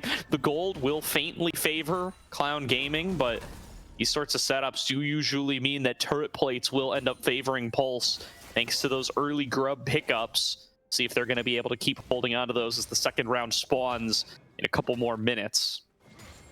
Meanwhile... that is good damage there, but not much. Oh, wait, actually. All in from Quacker, pops the Grandmaster's Might. Not quite enough to take Boil the Oil down, but dodging the third and Tofo strike, will he look for the dive? Well, he has the potential here. Like, Boil doesn't have that much health, that much mana either. He does have ultimate, but I don't think your cancel can stop one of the pops on the head, so you have to be extra careful there in that situation. I think Quacker is just backing as well, just because he doesn't know exactly where the Wengle is right now, and it does mean that you have to be extra careful about it. But we're seeing the separation in this top lane matchup already, how even though it looks like maybe one of the two is doing something much better than the other, there's still a chance for the other to just come out on top of the other and just get a kill out of nowhere. There definitely is. Now, backing away from the river here is Rovex, but Enthralled sees what's going on, is also level 6, has rough beans for the setup. Here's the port in from Papa, but he doesn't have a card ready. He didn't have the gold card. So Rovex just walks away. I don't think he popped the card before teleporting in, which means that they lose out on that pick, and that is unlucky to say the least, as we see Darkwings trying to dash in, taking a fair amount of damage in that position, but not the same amount of damage that you're going to be able to deal back as well. And the first Destiny gate, I think there's the first or second Destiny gate of the game actually. So second, he ported to the bot lane fight earlier. Ooh. Oh, here's an ultimate from Enthralled. They are going to be able to find this angle onto Aaron. Instead, it's going to be Wakao trying to work his way through Enthralled. And yeah, the damage, it's just too big. Aaron picks up his second of the game. Yeah, insta cleanse there by Aaron, but I also think that it was blocked. The W by Ruffins gets blocked by Vision in that situation, and Ruffins may potentially be that here. Very well could be. They've got 3 members coming in for this dive. Boil the Oil and Quacker duking it out a little bit as well. And now here's the curtain call opened up, trying to fire away. TP being channeled by Papa. And they're going to say, all right, you know what, fair play. Yeah, and I also like the Ruffins ultimate there. I think he did it just mainly to clear the wave, and it does mean that he cannot force as much as possible, as here are the members waiting on the side. I don't think they can force anything just because Darkwings is in base, but he has teleport, and you will be a little bit far away from the play. They are forcing anyway, though. Certainly are. Enthralled, stepping up, going in for the twisting advance, just barely missing out on that deadly flourish. Wakao will be stand up by the gold card. It's a 4 versus 3, and Clown Gaming are the ones winning out on it. You charging forward with the needlework will be able to finish off Wakao. Aaron drops as well, and the Clowns come alive in the bottom lane again. Yeah, they end up having enough damage. They force the play, they get the damage down, and it's another kill for you and another kill for Ruffins as well, which turns out really nice. They also are now threatening the dragon, and even though Darkwings is alive and with ultimate, I don't think there's much ways to try and stop this, unless you want to overcommit in this position, which could happen, but I feel like it's a little bit risky. Definitely, they're pulling the dragon out now. Darkwings coming over with the spawn out, and they're chasing him with the twisting advance. They've got Papa here, but they may have bitten off more than they can chew. Darkwings says, thank you very much for joining me, Enthralled. Let me show you around the sights of my jungle. Darkwings picks up a kill.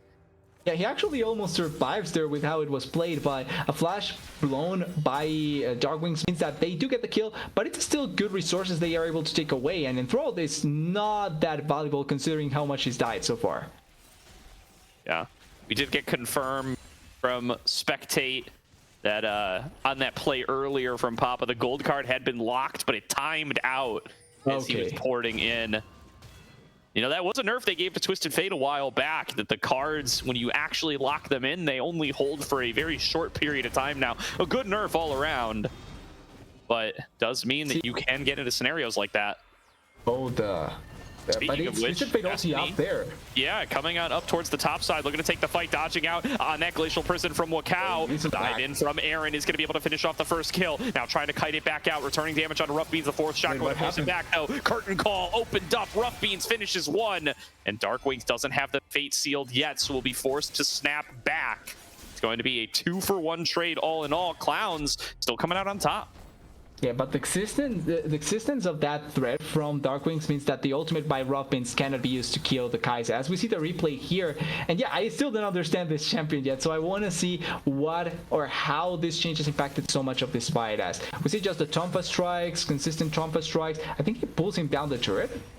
Oh, yeah. Going in for it. Oh, it's just the dash forward. That damage is huge. Yeah, I guess lethality is that big. Hell of a stat. Hell of a stat. Ooh, Aaron and Rough Beans one-on-one. Flashes exchanged. Deadly Flourish will not connect. Now TP is being channeled. This is going to be Boil the Oil. Rough Beans got to be careful not to get hit by one of these Void Seekers. And instead, it is going to be Aaron walking in, choosing to die to 1 and not give over the assist gold.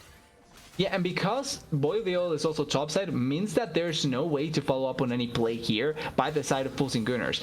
It is going to mean that there's free time for Quacker to try and whack this turret and maybe get a turret down there in the bot side. Would actually be the first turret gold if he gets it. But overall, the plays that the Clowns have been able to pull off have been really nice to see and have been netting him a nice gold lead. Not super big, but still nice enough, man. Yeah, that was close. Yeah, Aaron just chooses to die here with a 1% chance of killing Rough Beans and, importantly, not giving over the assist gold. I respect that so much. I like the attempt there.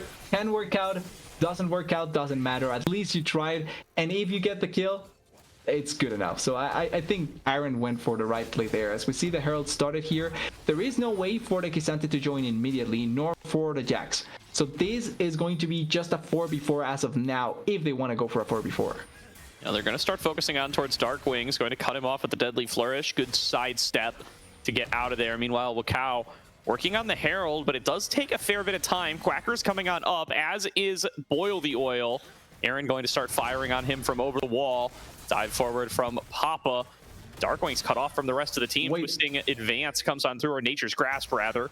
Won't really connect on anybody too impactful. And now, Pulsing Gooners looking for a chance to collapse. Rovex finding one of those flank angles. Here's the Magnet Storm onto 2. Papa gonna get taken down early, as does Enthralled. Boil the Oil, though, finding that big carry. Looking back to the other side. You trying to chase him down. And Boil the Oil surviving through everything. Pulling him back in with the Intofo strikes. You advances forward, still at full HP. And Quacker and Wakao are routed, forced to head for the hills. At the end of the day, it's a 2-for-1 fight again, or a 2-for-2 if you count Enthralled, who just respawned. The Pulsing Gooners forced back yet again, and this Herald, it could belong to Clown.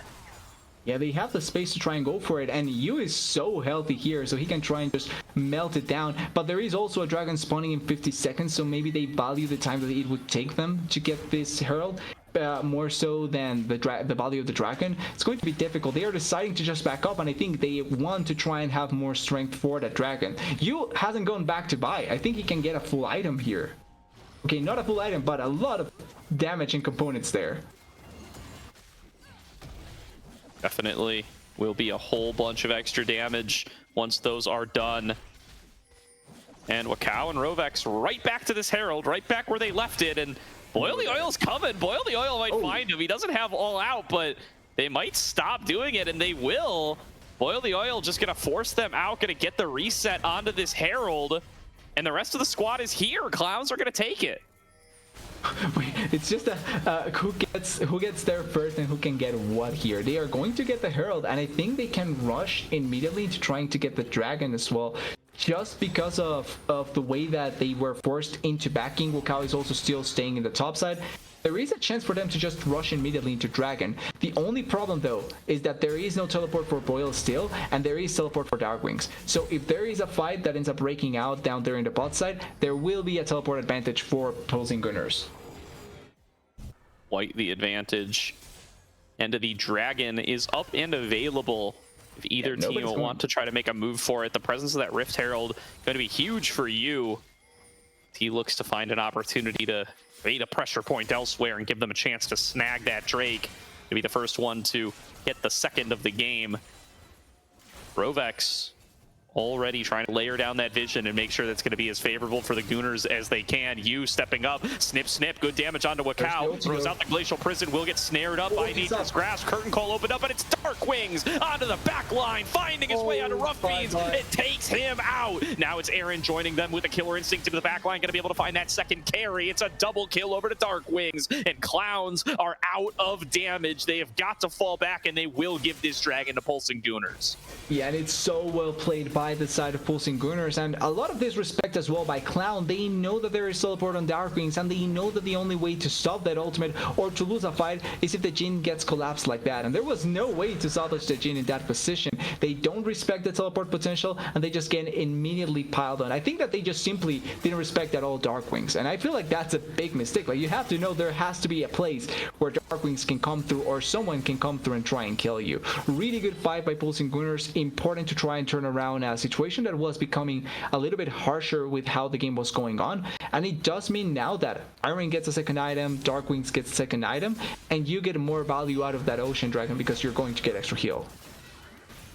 Really, really good stuff there from Darkwings, showing why this Yone has been such a crucial pick. We called it out in Champion Select. Yep. You take one of the best mid laners in the league, you give them that Yone, good things are in store for you. And Pulsing Gooners finding that to be the case in this game number 2. A must-win to keep them alive in this series, of course. They are doing a great job of finding it. The gold is neck and neck, but with 6 grubs and the Dragon lead, it feels good to be Pulse.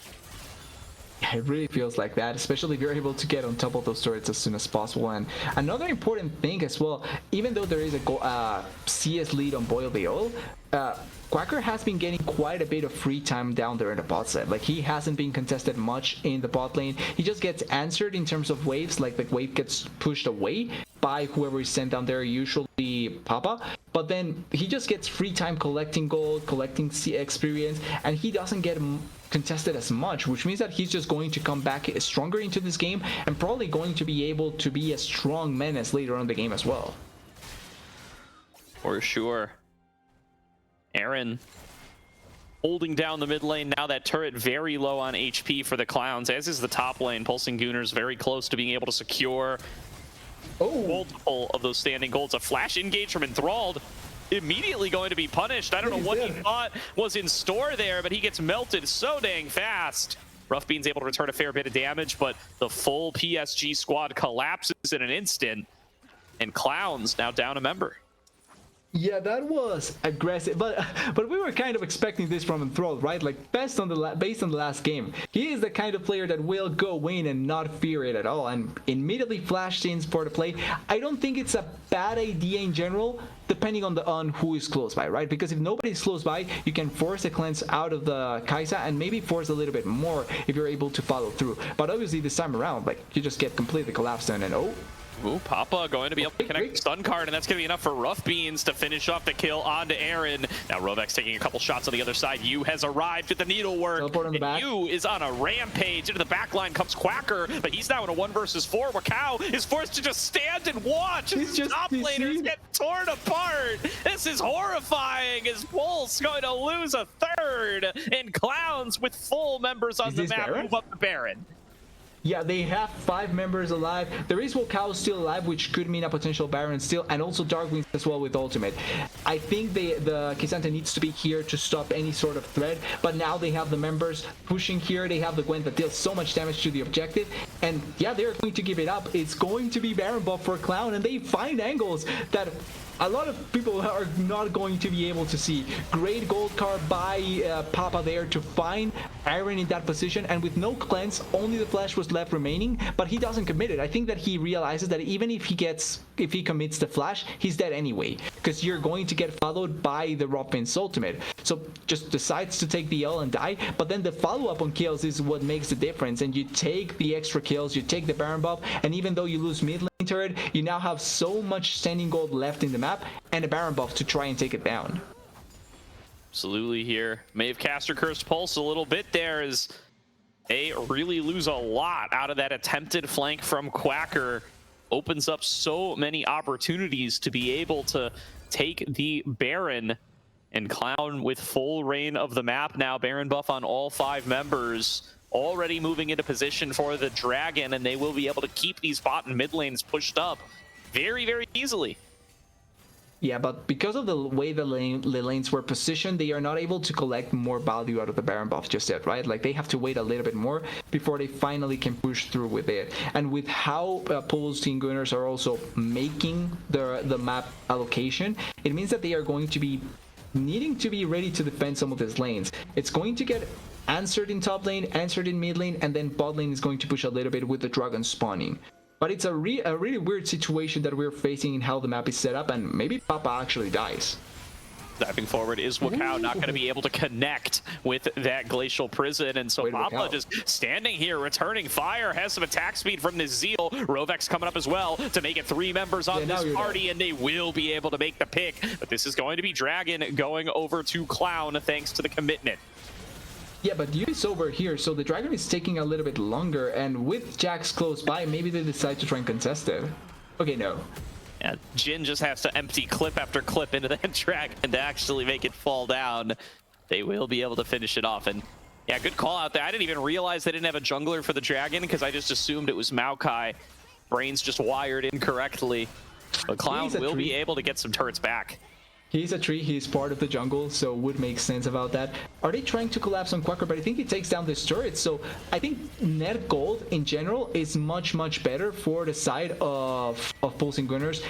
Quacker will probably die here, but Ooh, nice jump. He actually outranges the Nature's Grasp and gets himself out to safety. Now, will they take the fight? Well, Cow retreating back over the wall. Port coming through from Papa. Rovak's going to be the one tanking up these curtain call shots. The stun card comes through, and Rovak may be the sacrificial lamb, but no, he's walking out to safety. Meanwhile, Darkwing's getting some good damage onto you. This teleport from Quacker is crazy as he dives into the middle of 5. Does go into the stasis. He has available time to survive, but now is going to get stunned on up by Boil the Oil. Might get pulled back in before too long as well. Enthralled looking to knock them back in. Flashed away from Darkwings. He dives forward, has to snap back to his soul. All out comes through from Boil the Oil. Darkwings barely staying alive. Another shield staying and fighting for them to be able to claim back 2 before he falls. As Rovak's looking to slow them back and be able to keep his low health teammates alive. It's a double kill over to you. A 2 for 2 in the extended trade.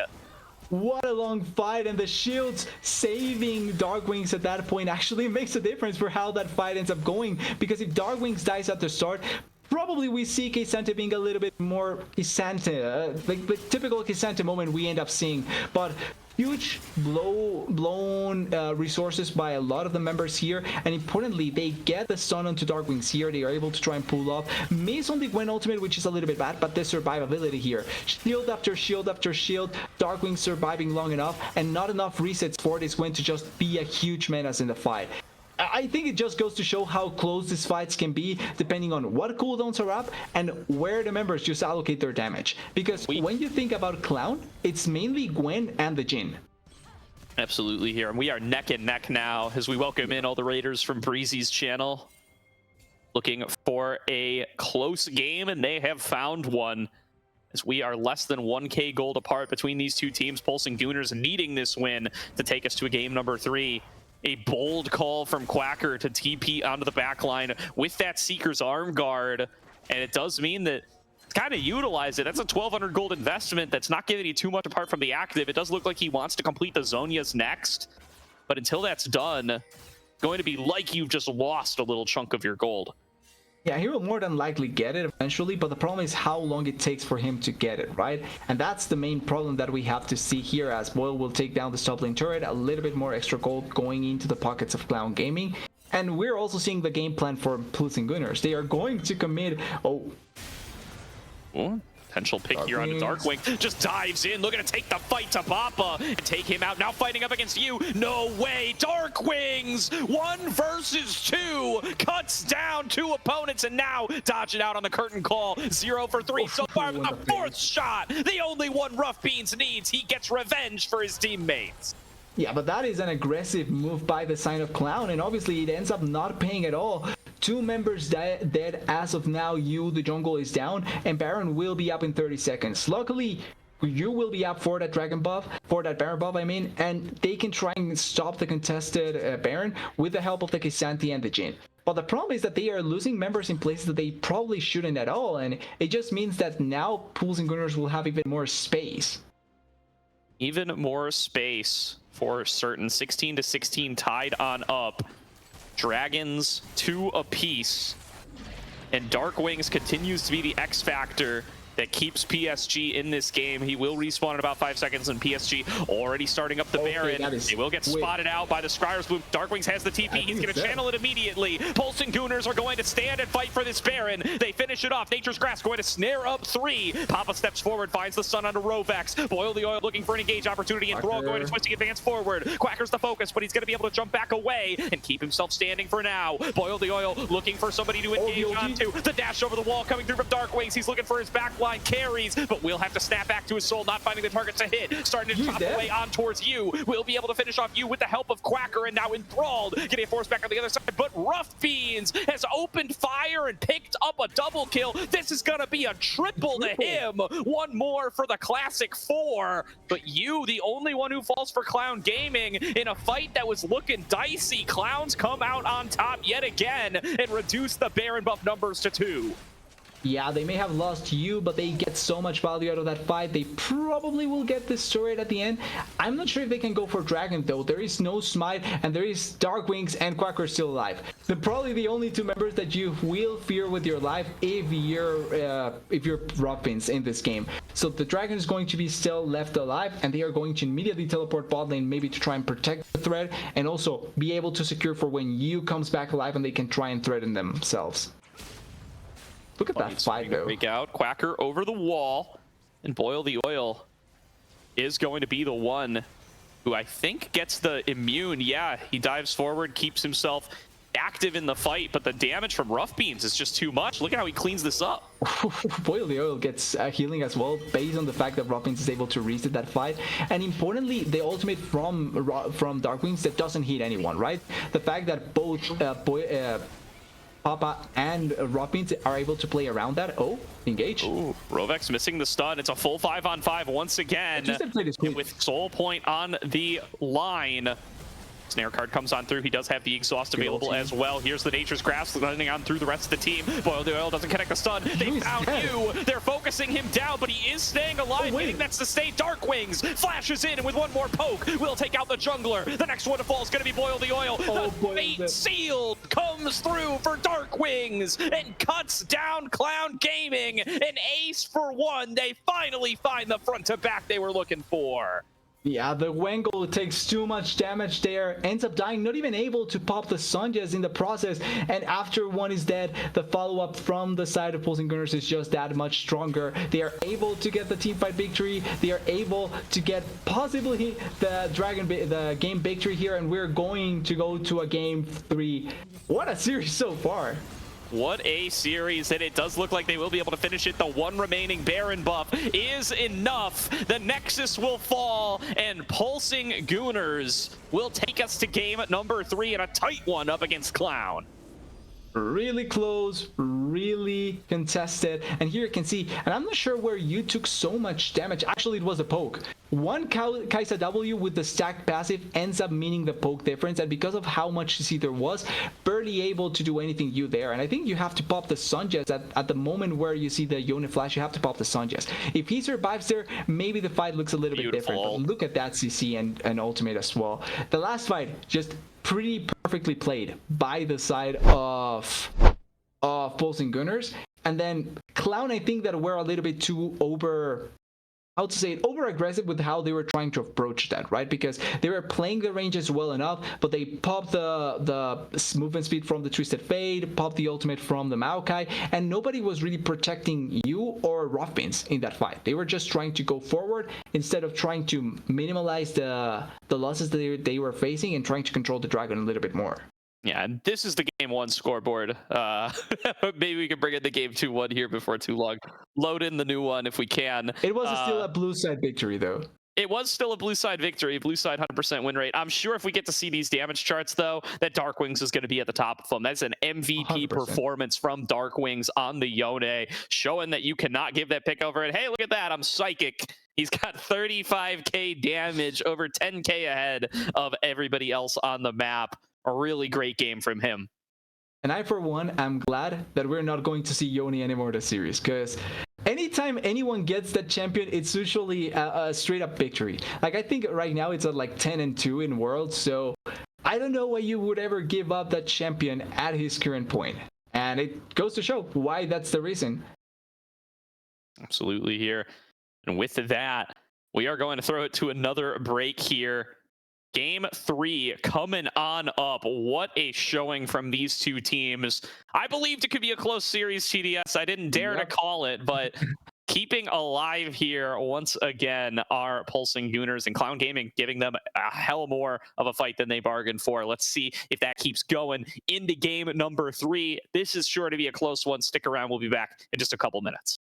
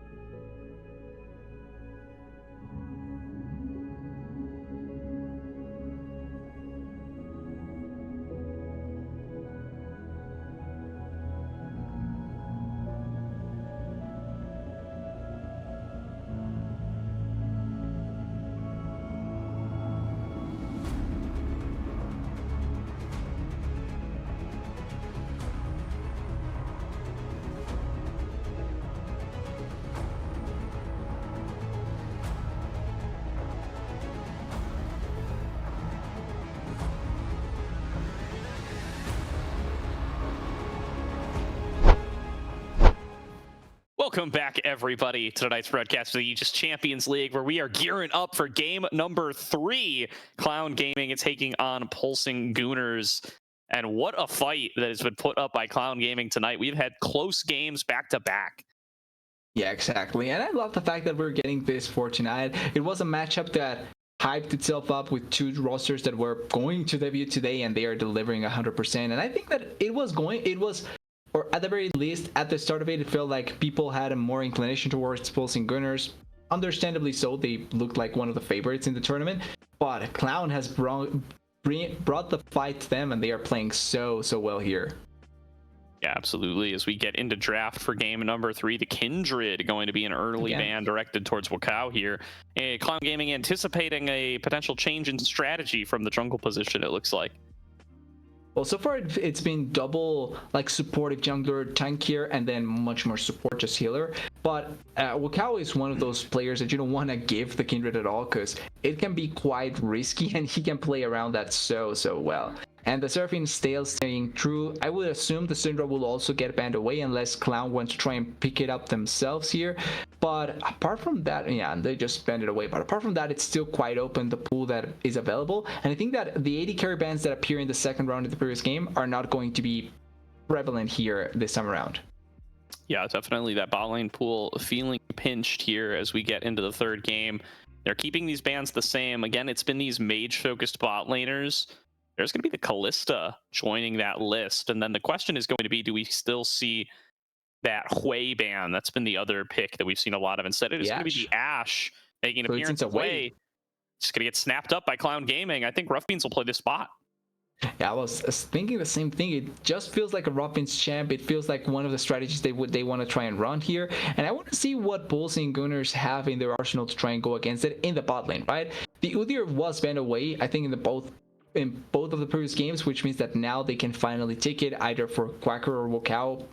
Probably will go to Quacker, and I want to see what they answer with in the bot lane. They can go for a straight up AD carry normally, like there's no problem with that. One thing that Aaron showed in the previous game that he didn't pick was the Draven. So maybe they try and go for something aggressive like that into a mage in the bot lane. Yeah, absolutely here. And there's going to be the Udyr locked in for Pulse. So I think this is most likely going to be a top laner for Quacker. That's where he is really made his name, but it's not impossible that this could be in the jungle for Wakao as well. We've seen a little bit of the jungle Udyr here and there, but it's definitely been a Quacker favorite when he was on Blue Otter, and I would be happy to see him bust it out again. I agree. I'm expecting that to go up there in the top lane, and I want to see Wakao as well if they opt into giving him a more carry-oriented jungler, right? Because he's been playing the supportive role, but he is capable of going for the more aggressive champions and trying to be the star of the game if he's given the chance as the Renekton. I'm not sure if it's the hover or the pick, but the Renekton there to try and go against the Udyr.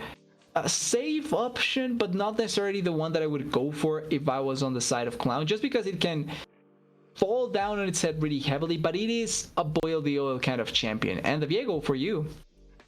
Yep. Shout out to our boys on the Salt Mine coming on through to join us fresh off of their series finishing up. I believe that was an ISU 2-0 over on that stream. Viego going to round out the round 1 or the round 2 picks here for the side of Clown Gaming. That's going to be going over to U13. Yeah, it's going to be the you trying to redeem himself with Viego, and I don't think that he did a bad job with the Gwengle, but it does feel like sometimes he was getting caught out of position, and it ended up biting him back more than he probably wanted to. As the Vi gets picked here for Wakao, so having that point and click ultimate to follow up onto Robins or onto the Way, it's going to be really effective. And onto any other of the carries that are not going to be as mobile. That if you're going to go mid lane here, probably Orianna, which hasn't been picked, Azir as well. Champions that if you have that point and click ultimate can be quite ideal to just follow them up and get a lot of damage going in the fight. Yeah, the Azir and the Orianna both being available. The Orianna especially, great call out here, TDS. I think that champion's still plenty strong. Would be a great pairing alongside the Vi. You've got that combo to be able to guarantee that you'd be able to get kills on stuff like this Way. I think that would be a definitely good choice. Meanwhile, a couple of those engage bans going to come on through for PSG. I wonder what Rovex is looking at if his own Nautilus and his own Leona are going to be taken off the board. Maybe looking at something like the Alistair? Rakan could be an option as well. Not necessarily a bad choice. Has the engage potential follow-up for the Vi, as well as the protection technically for the Varus. And what else? I'm thinking as well in terms of engage support, or maybe not engage support. He may go for something like a Braum if he sees too much poking, for example, instead, and try and take the tankier route, but still be a supportive player for the Varus. As I think the Blitzcrank is actually a smart call out there. Robex does not shy away from that Blitzcrank, and against his mobile mages, probably a good choice to try and play with. Yeah, for sure here. I like this Varus pick a lot, by the way. I didn't get to talk about it too much, but we just saw it do very well in the Gentle Hearts game. I got to tune in on that for a little bit during the break. It looked very, very good there in Makel's hands. Now we'll see how it is in Aaron's. They're hovering mid laners here, looking like they want to save support for last. Maybe something spicy being cooked up here by Rovex, as I think that Talia is locked in for Dark Wings, a classic for him. Yeah, and I think it has to come with the fact that, and what we were talking about, the potential of having that threat of the poke and the Braum being a potentially good champion for that. I'm not going to say anything about that until we see another pick. I'm not going to say anything about that one. But the options to the mid lane are still open. Like Orianna surprisingly still hasn't been picked, nor this year. So against the Talia, I would say Orianna is not a bad option. I will talk a little bit about it. The Kassadin is not necessarily horrible against it. You suffer a little bit early on, but you have a lot of chances. So it is going to be a Kassadin. You have a lot of chances to proc your shield, and then later on in the game, you're going to be a monster as well. But it is a champion that is feast or famine. If you mess up, the game can be completely horrible for you. But if you're able to play it off really well, the game can look really positive for you. And you have a Cillian as well, so the revive. So the revive plus the Viego can be a scary combo to try and deal with. And also the Renekton to a certain degree. But the movement speed as well that you're going to get as Kassadin is also something to look out for, because that may mean the difference between him getting to a target or dying immediately. And a Pyke? This is as spicy as the drafts get, man. Game, yeah. I mean, Fearless Game 3, dear God. This is what I wanted. This has gotten a little wild. So it's the Zillion for Enthralled, probably with the Hui at support. I assume it's going to be the Kassadin mid. Could be Kassadin bot, but I mean, you really want to get XP on that character, not sharing it with a duo. So I assume it will be mid lane up against the Talia, as dangerous as that prospect is. And then Rovex busting out the Pyke in bot lane up against the Zillion. I mean, seeing that Chrono Shift is up there and saying, hey, I'm going to land my deaths from below anyway, definitely going to be a dangerous lane to have to play into for the Clowns early on. It may be a thing where he says, you can only revive one. I can kill the 5 of you. Maybe, yeah. You don't get your reset if he successfully finds one of them, but maybe you don't need it. Maybe you don't need it. It's definitely going to be helpful for whoever is going to be the victim of the Vi Talia combo. That's for certain. That's a really powerful burst combo that's pretty much impossible to miss. You just press the cease and desist. You get the shuffle back into the rocks, and usually come up with a kill that way pretty consistently. Chrono Shift could put a wrench into that plan. And I also think it's important when we think about side lane pressure, right? Because one of the things that make Renekton and Kassadin strong is having that side lane pressure where you can push the side lane and be a threat in the 1v1s. Pyke makes that a little bit more difficult to play with, because out of nowhere you may be against a 2v1 and he has the damage to back up the other champion. So it just makes a situation where you may not be as comfortable as possible. You may not find a lot of the potential plays that you're looking for, and then you may just get executed where there's no Cillian, so you're dead immediately. I like the idea that they are going for here, and it may make skirmishes much different, or much more different than they are originally intended to be. And it just made the game more fun than we were originally expecting as well. Definitely. And you know, now that we see the whole draft laid out before us, we know that it is going to be Udyr in the top lane for Quacker. This has been a pick that both he and Zamudo, I think, are like the two like definitive Udyr players from NACL this past split. They were drawing a ton of bans on it, even as it started to maybe wane a little bit in popularity. And it was so good for them. Quacker definitely going to be very, very happy that he was able to snatch this one up. There's a reason they put this level of prio on it. He's going to be the tankiest character on the map, has to survive lane up against the Renekton, but the sustain on this champion is really, really good, so they should be well set up to be able to survive that laning phase and then come in here and be able to create so much space using that double tap at the R. Yeah, I agree. It's going to be at the very least something useful for them to try and play with. Not sure how much value are they going to get off of their champions here, and I think the main worry that I'm having is going to be that Kassadin, because his ramp up time is going to be something that Clown has to play around with. Like, Papa has to be really good with that in mind, because if he falls behind the tempo, like we were mentioning before, it just means that he's going to lose out on potential plays, lose out on being helpful in the map, not having a lot of value with his ultimate, not being up to par with Talia that can impact the rest of the map much more effectively. So you have to be always on top of whatever happens in the game. Although there may be an interaction here, and it's kind of funny to think about it now, but the Cillian may just be the level supplier for the Kassadin. He just boils up the XP for the Kassadin, goes mid, gives the Kassadin the extra XP, and even if he falls behind, he's almost always going to be that much closer to his levels. For sure. And getting levels in the Kassadin, it's got to be a really high priority. I wonder what build we end up seeing here, because there's a couple of schools of thought on the Kassadin, right? Some folks go for stuff like the Lichbane, trying to get yourself a little bit higher on the burst damage. You could even go stuff like the Electrocute and try to play a little bit more of an assassin-y style. The other way to do it is go Rod of Ages, which is huge because it helps you hit that level 16 power spike just a little bit sooner, which is really what you're gunning for a lot of the time. You can go like Archangels on that as well, and then just really lean into the stacking and scaling. It just makes you a whole lot weaker while you're waiting for those items to get stacked on up on a champion that already is going to be expected to be at a deficit and going to already be on a bit of a timer until he can be super effective. So it's going to be very curious to see how this champion ends up being played. We have not gotten to see him in comp in a long time, and he's had some changes since then, right? Like, I don't even think anybody's been playing the Kassadin since they like changed how Void Pulse works and stuff like that. So certainly some questions to be had here, and curious to see how they're going to be able to do it. I also want, like, is Kassadin Zillion a thing? Is like, because that's another way to accelerate your XP gains, right? I don't know if it's enough to matter, but it's I think it's going to matter if he can come mid lane consistently, but because I don't expect ever to see that in bot lane. Like, and I don't think this is a bot lane matchup either, because you're going it's not a against bot lane matchup for sure. But I mean, you choose when to use time in a bottle, right? Exactly. You can even if you have the opportunity to, you're incentivized to dump it as soon as you can, because you get the XP yourself in the same breath when you use it. So the Zillion's incentivized. You can keep it for as long as you want. Yeah, but you can keep it as long as you want and just dump it into that Kassadin every time you guys pass each other.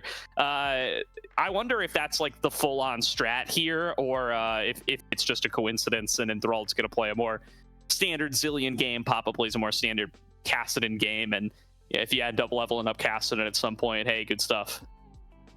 Yeah, maybe they just simply go and give the levels to every member except for the Kassadin, and that way they level up as soon as possible. Like, that could also be something that ends up happening, but I think that the idea and the dynamic of that may be fun. It's important, though, that Enthralled gets enough levels to be able to buff up Papa, right? Because I think that there's moments where if you level up just as the Zillion is coming to that lane, then the level up pretty much gets messed up and you cannot get the extra level anyway. So there's things that needs to be set up there, but I feel like if you can get, for example, Kassadin to level 11 when he's behind the Talia or something like that, or when a dragon fight is coming up and you need to level up the Kassadin for that one fight, that may be an interesting difference maker that maybe has an impact in the game. Would have a big impact here. The early bot lane going to be something to keep an eye on as well. I think the fight from Rough Beans and Enthralled has been really impressive here so far. We saw they died in the 2 versus 2 once last game, but they were able to clap back pretty quickly. And this is a lane that you would kind of on paper expect Aaron and Rovex to be able to run, right? You're up against two off-lane amateur players as an NACL duo. But that has not been the case throughout tonight's games. Yeah, they had some lane swap shenanigans in game number 1, but that was just a hard win for Clown Gaming rather than a more even back and forth win. Yeah, realistically, so far you have to give full props to to Rothbins and Enthralled. I think they've been playing so well. Rothbins particularly really doesn't feel like this is his off-roll, right? Like, he has played before a little bit on the AD carry, but his time to shine came through the mid lane in the Aegis. And so far in the AD carry, he has stepped up, and I think he has gone head-to-head against Aaron really well. I certainly think so as well. Oh, really impressive stuff here. I mean, listen, I'm already walking away from today with a dub in my pocket because I've been vouching that Clown Gaming is underrated every chance I've gotten. I said it on the podcast. I said it on the draw show. I said it at the start of the night. And they've proven me correct with 2 very good games. A close loss to Pulsing Gooners in game number 2 and a solid win in game number 1. So let's see how they are going to be able to do in game number 3. Will they be able to close it out? Is the Kassadin Zillion a real thing? I'm very excited to see. Yeah, it's going to finally be the enjoyable moment of the game 3. We get a good potential matchup here between the 2 of them. I wasn't much of a Clown disbeliever, but I was part of the people that put them 4th tier. So I cannot say much about going against your prediction, Gordo. So if Clown can pull it off, I'm going to be excited for that, because once again, this would shape the group so funny. Like, this would shake up everything in the group so funnily, and it would make it so that the other teams have to be extra careful, not only about Clown, but also about the Gooners that would start with the back foot. Yeah, we definitely have some new viewers from the Raiders coming on through since we last talked about it, so I'll bring it up again. There's 5 really strong teams in this Zaun group, right? You got Pulsing Gooners. Clown Gaming have now proven that they deserve to be counted among those strong teams. And then there's still Ole Miss, Ember Foxes, and St. Clair in this group as well. So this is going to be a very dangerous group to have to play in. And one of those 5 teams is going to end up missing. It's going to be a tight race. So we'll see how they're going to be able to shake that group out as the season goes on, because again, this is the first match for both of these teams. Ole Miss hasn't gotten to play yet. They've had to reschedule both games, I believe. And then St. Clair and Ember Foxes are both already 1-0. So yeah, shaping up to be our most competitive group for certain, as I do hear Summoner's Rift sounds. I think we should be able to get in the game here in just a couple of seconds. Yeah, we should be soon to go into the game, and yeah, making the group much more interesting is better for us. Maybe not so much for any of the teams, but for us it would be great. So I hope that some weird things happen and we end up getting great matches as the game starts. We have the 5 members moving into the side, and I think we're getting a level 1 shenanigan with Robix's spike. All right, marching out here. There's going to be 5 members strong from PSG. Trying to get into the jungle right away. You going to spot them approaching and immediately start heading away. They will get their vision here by dedicating all these resources. And you know what? You're against level 1 Zillion. You're against level 1 Kassadin. I think this level 1 belonged to PSG from the very beginning. Yeah, not gonna lie, I was a little bit more scared there for you because he stayed there for a little bit longer, but at the end, it's not going to turn into anything bad. And I think it's going to be a lane swap scenario. Rothbeans is waiting on the side brush.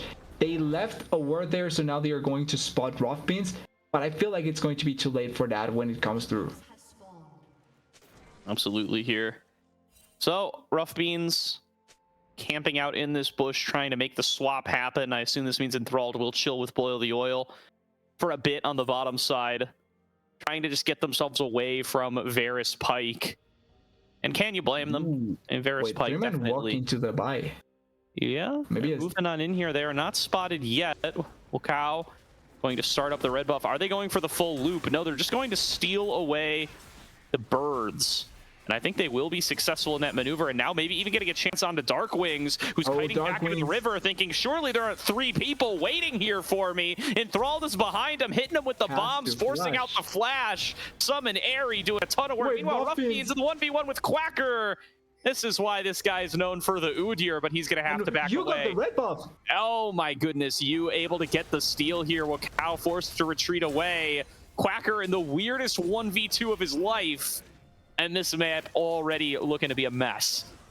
And Darkwings again getting bullied in the mid lane. What the hell is going on? This game started with everything weird, and as of now, it's a small victory for the side of Clown. They blow a flash in mid lane, they steal the red buff from the Vi, and the only one that is happy is Iron. He's getting a free time in the bot lane, but he's not quick enough to push this lane by himself, which means that he's not going to crash this as soon as possible, and it just means that Clown, as of now, are just feeling much better.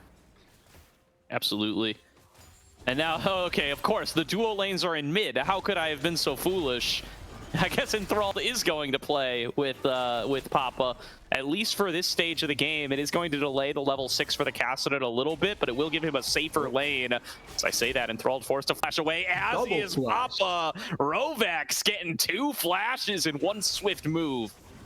Yeah, and with to level 3 Natalia, you're going to get pulled back immediately there. So 2 flashes down, and interestingly enough as well, the Kassadin hasn't been able to farm at all. Like, he's 8 CS to the 16 of Natalia, so even with that early flash, it's just been much better for the side of the Pulsing Gooners and Darkwings. And now finally we may see a situation where Papa finally gets to farm by himself, but everything else is just much better for them on the side of Pulsing Gooners. Much better for sure. There's going to be a frozen wave here for Papa, which was his goal all along. He gets to just farm up. He gets to sap up some of that XP and try to be the Kassadin. We're going to do a lot of check-ins throughout this game on that Kassadin XP bar, as we do need to see a level 16 before he's going to be one of the biggest members on the map. Meanwhile, getting focused on towards Ignite, already ticking. That's going to be first blood to Darkwings as he tries to kite this one out. He knows U13 is coming for him. There's going to be the flash connection on the Maw, doing their best to try to keep him alive. Enthralled will drop, but Darkwings will be traded back. You not even taking that soul here. It is going to end up being a 2-for-1. Pulsing Gooners come out ahead. Yeah, surprising that he doesn't go for the soul there, because he could have just gone for the soul. You get the pullback with Natalia and maybe threaten a kill on to Robex. But it's just a 2-for-1 first blood going into the pockets of Darkwings, and already not the best start for the Kassadin in that sense, because even with the flash blown on Darkwings, you still die as the Kassadin, you still give up your flash as the Kassadin, and now you're put in a difficult spot, because I kind of want to see where the wave state is currently. Close to the Kassadin, but not the best state. It's pushing into the Talia. Definitely. Enthralled just here to keep on backing him up, and the more I see Enthralled with Papa here, the more I do think it was a conscious choice to pick this Zillion to try to get some more XP into the Kassadin. Boil the oil, dashing in, flashing back out, making sure that he can survive as long as possible in this 1 versus 3. He will successfully clear the wave. He will avoid dropping, and Enthralled coming down to support him.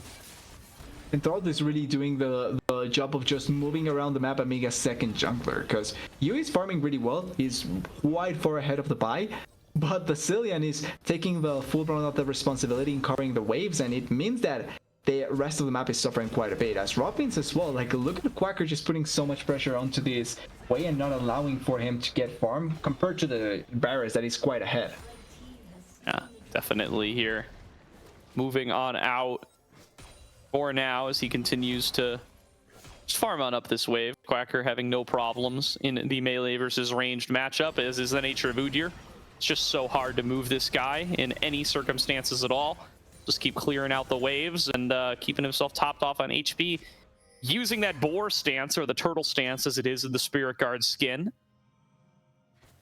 Just piecing out for now, letting everything come to him, knowing that it's not his job to dominate lane. It's his job to make sure he gets his farm and to come in and be helpful later. To be comfortable is what some would say, but yeah, doing a pretty good job at that. And with how the game started, this has become quite quiet. Like, I was expecting a little bit more action, and just like that, we were still with 3 kills and not a lot of anything happening at all here. As a little bit of push, cleansed by Aaron there, forced. Good damage coming on through. Darkwings knows that he is in the 1 versus 3, so retreating away wisely. Meanwhile, Aaron approaching on the bottom side, going to force back Boil the Oil through the Dominus. And now with Dominus already used, there's 3 members setting up to dive onto Boil the Oil. I don't know if he's going to be able to get out of this. He has the full rage bar, needs to get as much health back as possible. Clears out the whole wave, but now he's on the wrong side of the tower. Pulled back in by Rovex and executed by Aaron. Yeah, probably his plan at the end there was just to get the wave, at least buy some time, and then die valiantly, like he should. As a little bit of damage there, but not much done there by Papa, just pushing Dark Wings as far away as possible, and the wave probably not in the best spot for him, but going to at the very least threaten Dark Wings a little bit. Ooh. Now moving forward, there's going to be the stun connecting here, and getting an early kill for Papa would be huge. Darkwing's forced to flash away. Enthralled still just level 3, but coming through to support his mid laner through thick and thin. Yeah, trying to do as much as possible for his mid laner. I respect that. Doesn't work out every time, but I respect that 100% of the time, and they are still threatening Darkwings, but it's not going to turn into much. Only Robix getting poked a little bit on the side, and actually a little bit of extra gold as well. Papa took the always forget the name. The gold rune. First strike. Took first strike, so he's getting some gold occasionally as well. Yep, and you know what? He's successfully gotten to level 6. He's not really behind level 7. Look at that. Yeah, there we go. This is the strat. All right, we got it. Maybe it works out actually. We figured it out in Champions League. This is yeah, I mean, it's a thing. Like the Kassadin Zillion duo, the latest recipe cooked up by Clown Gaming. That's the first step here. Give him that first chunk of XP. And based on the items picked up, actually, I don't know. This could be Archangel Staff first. But I think he might be skipping the Roa. He might be like using Zillion as a build your own Roa at home. Like a Roa that can actually move around the map and help you killing people. That makes a lot of sense there. And I think that the Archangel's Rush not necessarily a bad choice. If I'm not wrong, that was when Roa was removed. I think that was the choice for whatever you go Kassadin. Just rush to Roa and then you play the Archangels and then you play for any other item. But I feel like with the Roa you get a little bit more tankier, but this at the very least takes away from having to fill one of your items with a tankier option and you just go for straight up damage. Yeah, look, when I play my Emerald solo queue Kassadin, you go both. But I don't know if you can guarantee that nothing will happen for long enough here to be able to go for a greedy build like that here. Meanwhile, of course, Rough Beans going to be able to get that kill onto Quacker. U13, you know, we haven't talked about it too much, but a fantastic debut for this jungler here. The first match, I think anybody's really gotten to see this guy in competitive on stream, as he's just been a sub all year long. Doing a great job here on a multitude of champions. Yeah, he's pulling himself up really, really well. He's showing up in multiple champions. Oh, Papa, you maybe flash away, and the ultimate as well. Papa will be able to get out of there. Rift Walk, a hell of a drug. Guarantees he can get out there to safety, and Rough Beans get a fear away Quacker to get away from his own skirmish. Yeah, Rough Beans going to be able to survive there, not going to be fearful of the Quacker in that situation, but it's still something that they need to be... Whoa! Okay. Flash in from Enthralled to get that slow onto Dark Wings. They want to be able to take this Talia down, shuffle backwards, stun out of Rovex. Going to go in for the Heartbreaker, not going to end up connecting it. A flash slow, or rather a Rift Walk slow comes on through from Papa. Won't be enough to actually be able to take them down with the Pulse. That's Pulse the ability, not Pulse the team. Really good stuff here coming through from Clown. Team, technically speaking, they are pulsing Gooners, not pulse the team. True. And now looking a little bit aggressive as well on the side. They are getting Dragon in the meanwhile while this is happening. So second Dragon of the game going in favor of pulsing Gooners. And they are also trying to force a little bit on the mid lane. Papa needs to be careful. Like, you are not yet built to kill anyone here. Yeah. No. You are set up to just be able to be immovable, especially with Enthralled at your back. Enthralled, by the way, spending so much time roaming around the map and sacrificing so much HP or XP. I don't know why I keep saying HP. To his boy Papa, that he's still level 5. There's still no Chrono Shift available here, whereas Rovex, he can death from below with the best of them. Yeah, he's trying to do as much as possible, and there's an ulti out by Aaron there, but maybe this is just enough to get a kill. Yeah, Aaron recognizing that he needs to back away from this. You still at full HP, so leading the charge forward, doesn't have the Heartbreaker though. The lack of ultimates really hurting Clown in their ability to actually close out these kills. No mana left for Enthralled, and they will have to let their victims walk away despite a good angle being found. Quacker tanking turret though, at risk of going down to Papa. Will be walking away, and now here comes you, not quite getting the stun off the Spectral Maw. Yeah, really unlucky there. Doesn't connect the stun, and that means that it's going to be enough for himself to keep to be alive at the very least. But I feel like the biggest thing here that you have to question that in what happened in the bot side has to be enthralled not having enough mana and not having ultimate. Because if you have mana and if you have the ultimate there, as the Viego, you probably just decide to dive in and try and get the kill. Like, it doesn't really matter. And if you die, you have the Cillian ultimate to save you. But with no extra ultimate, you probably decide that it's better not to just blindly walk in there. Now fighting over the Void Grubs. These would be full 6 for Clown. They've already got 4. Can they get any more? They would like to at least get 5. One smited away by Pulse, and they're going to have to back away, being content with having denied 6. Yu is going to get the 5th one here and continue to boost up their pushing power. Yeah, they end up getting the 5, which is a good thing for the Renekton and the Kassadin. Nobody dies, which is another good thing for them because they have a Kassadin stacking. And I feel like the game, even with multiple fights that have been happening and how everything is kind of working in general, it's really good for Clown because they have the Kassadin stacking on the side and the vehicle is also scaling quite well. So as long as they can manage this time of the game accordingly, they are doing a really good job. I would certainly agree with you there. Doing a good job of managing their ability to scale into the later game. And Clowns, I think, have navigated this early game pretty well, all things considered. It is a 1k gold lead to PSG, and they do have the 2 dragons, so going to have to start fighting for these at some point or another. They do have a very strong Viego, though. The Renekton sort of doing his job despite the CS deficit.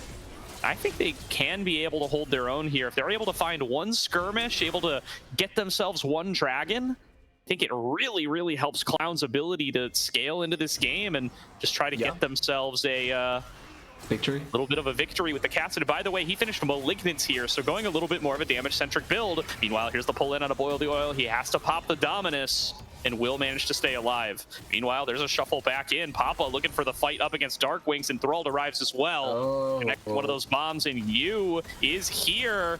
Nowhere left to go. Damage coming through on a Papa. Enthralled, being a bro, taking up the turret. Doesn't even need to use the ultimate. Enthralled knows the math there. He plays League with a calculator. Yeah, surviving by the skin of his teeth, but he survives. And no ultimate pop, which means that they will have that cooldown still available for a future fight if they wanted to. Herald will go down in favor of Okao here, but overall, nice kill by Clown. They also get pushed in the bot lane so they can try and threaten there as well. And you know, I really like the way that Clown has managed this game out. A bit wacky in the early stages, but overall, really smart play and really good way of just trying to capitalize in pretty much everything. Absolutely here.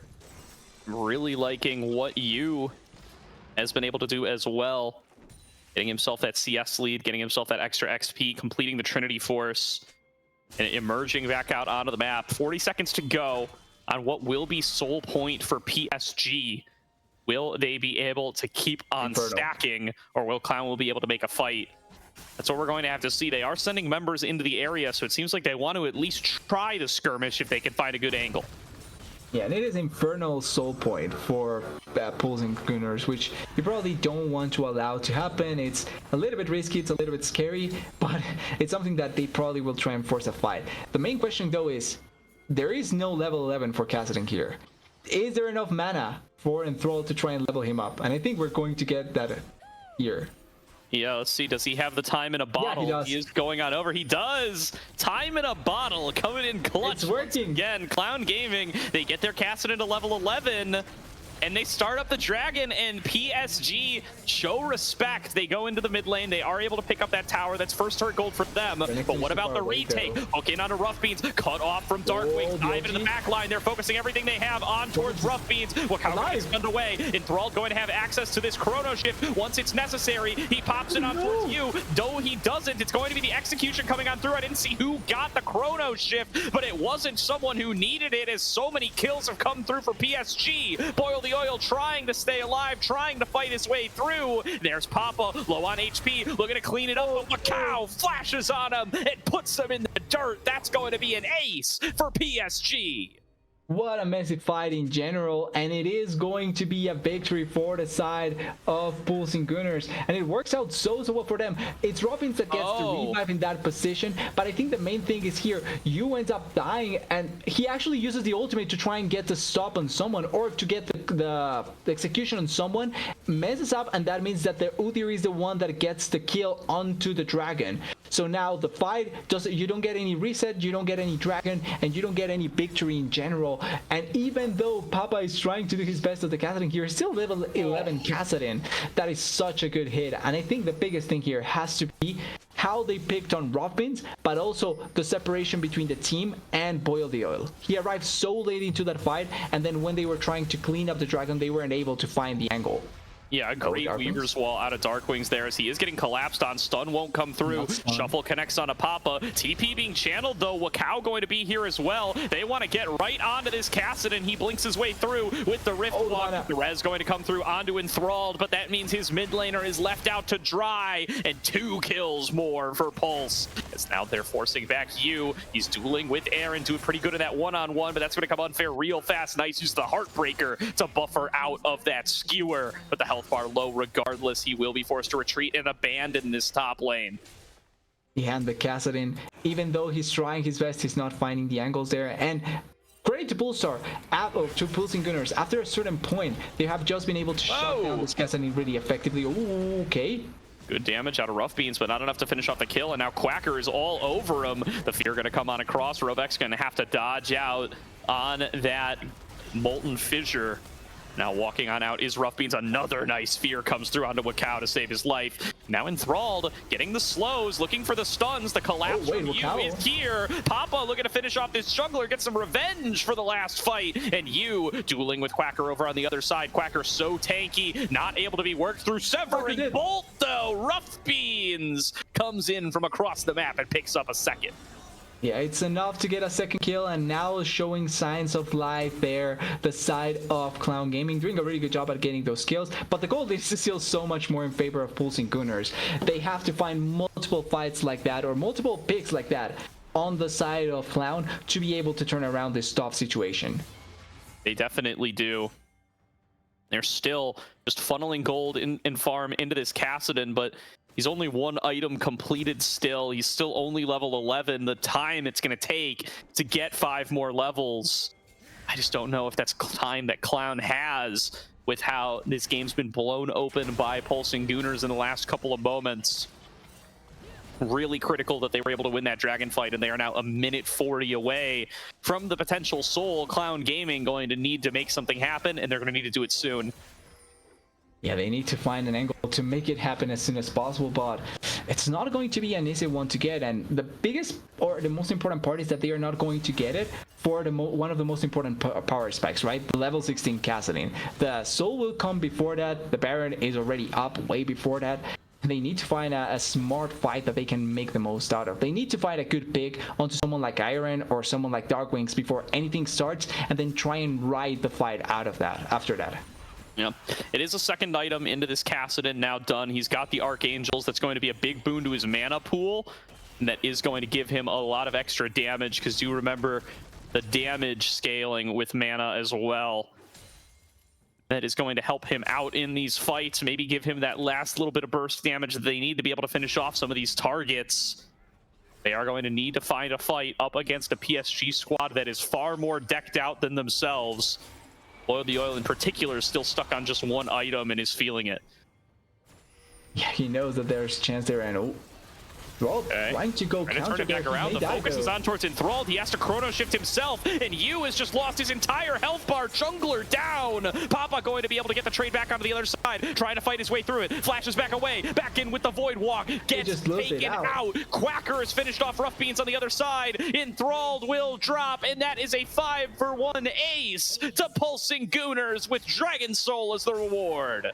Yeah, and Enthralled is too weak, but he cannot be ulting himself. I think it's fine if you preemptively ulti someone else, but you have to give up your life there. Enthralled ends up resurrecting himself. You take so much damage. If he gets the ultimate there, we probably see a different fight because of the reset stat that Viego would have gotten. Papa gets a kill, Bai dies as well. It's just like a thing that could have been much better if Enthralled was able to preemptively use his ultimate on someone else. Like, look at that. He's the sole remaining survivor, but he can barely do a thing. But it feels like it's the reaction of how the fight goes, and it's going to be sold for the side of Pulsing Gooners, and Aaron may be dead here. Good collapse onto Aaron. He flashes away and makes the trade happen. Beautifully done. Aaron standing and fighting, taking down 3, refuses to fall, and now can kite this one up against Boil the Oil. But Aaron, massive play there by him. He will be shut down by Boil the Oil, but the highlight reel, it's already been made. The clip has been farmed. And the PSG 80 carry pads it more. Yeah, the true 99-80 carry from Collegiate showing up there with that 1v2.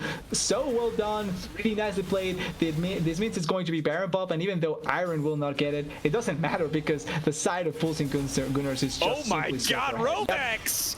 Just blowing up Enthralled, and these bot laners from PSG just looking to pad their stats a little bit. Will be a 1-for-1 there for Rovex, but you know what? It's an emotional victory. It's an emotional, and it goes to show that whenever you're thinking about taking away the champion pool from Robex, you have to go against his Spike as well. That is so well played. Really nice evasion of multiple abilities, and that Q, the last Q from you down there, if he hits that, Aaron is dead. But he wasn't able to get that last hit, able to bait it on the side, perfectly done, and that means that it's just Aaron being much stronger and able to survive there.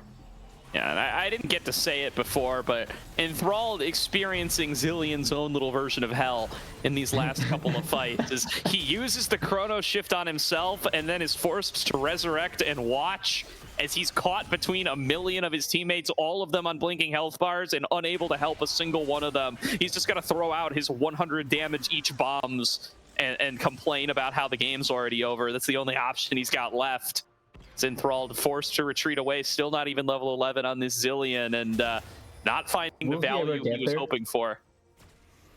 Yeah, it was cute to see the time in a bottle buffing up other members and getting the XP on the Kassadin, but yeah, it's not working out for Enthralled this game, and it's a difficult thing to call out because I don't think that they did that many things wrong. Obviously, a couple of teamfights could have gone better, but it just feels like giving up those many dragons at the start of the game really made the game unplayable for the side of Cloud, right? Because they were forced into a tough spot, they had to contest dragons, and if they lose any fight, then their game plan gets completely derailed because the Kassadin takes even longer to scale.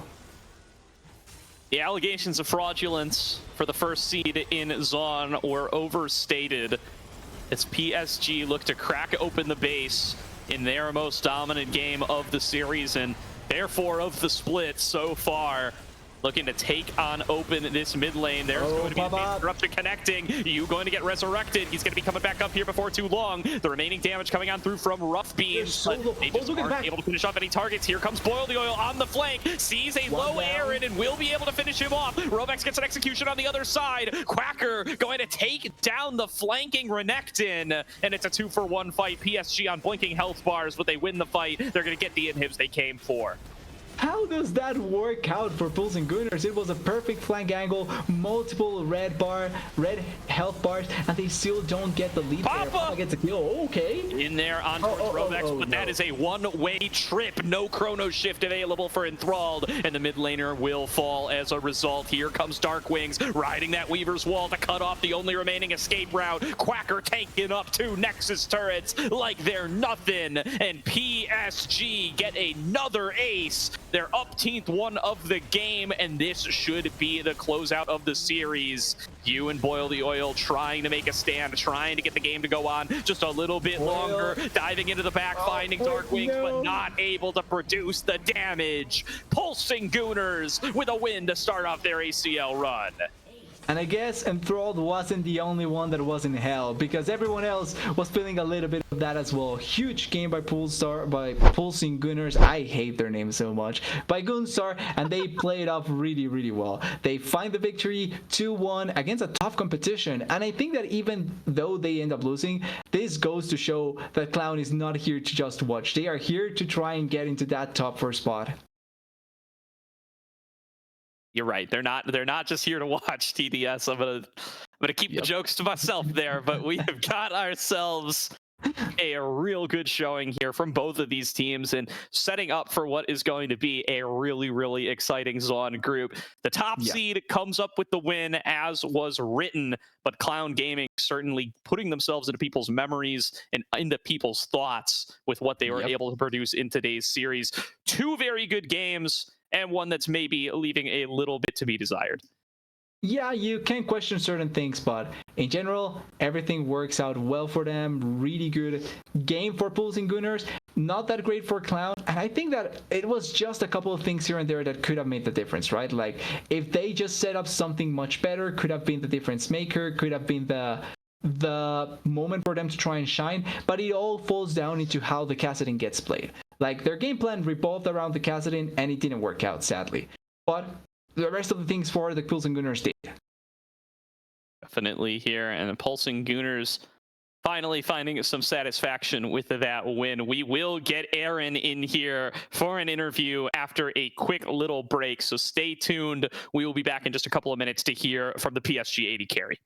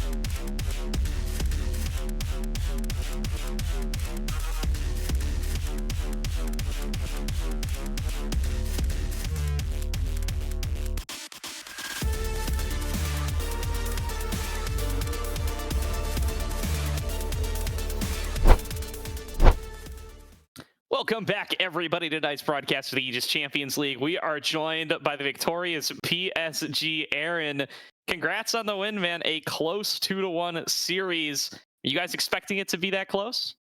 Honestly, I mean, we haven't really scrimmed at all, so we're kind of just like pretty nonchalant. But obviously, we shouldn't lose. I think just like we don't really know what we want to play as a team, so like Ziggs, Bard, Ivern is probably not the best thing to play, but like it's chill.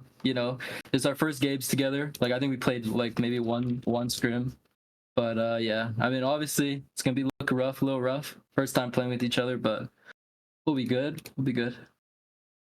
That's usually the meta here in the ICL. The first few weeks, teams scrim one game, and then we hope for the best. And then at playoffs, that's where the real stuff ends up happening. But I'm kind of curious as well with talking a little bit about that read with the 6-part bot lane. And I'm going to go broader. Are you a fan of the current just play mages bot lane thing? I mean, obviously, it's like a lot different from what I'm used to. But like, I think it can be fun. I don't really like Ziggs, but like I've been playing a lot of Syndra and solo queue. I've been dropping a lot of 12 death games, but I'm practicing, get my reps in. But yeah, I don't really like it. But if that's like how the game is right now, you always gotta adjust. You gotta adapt to what the situation is. So yeah, that's how I feel. Yeah. Yeah. So do you think then that that this is the kind of picks you showed today, going for the Kaisa, going for the Varus, like it's better to tank through, maybe some of the weaker 80 carry itemization, but still go for those sorts of picks? Or do you think Rough Beans is onto something, coming out with a lot more of those mages this time around?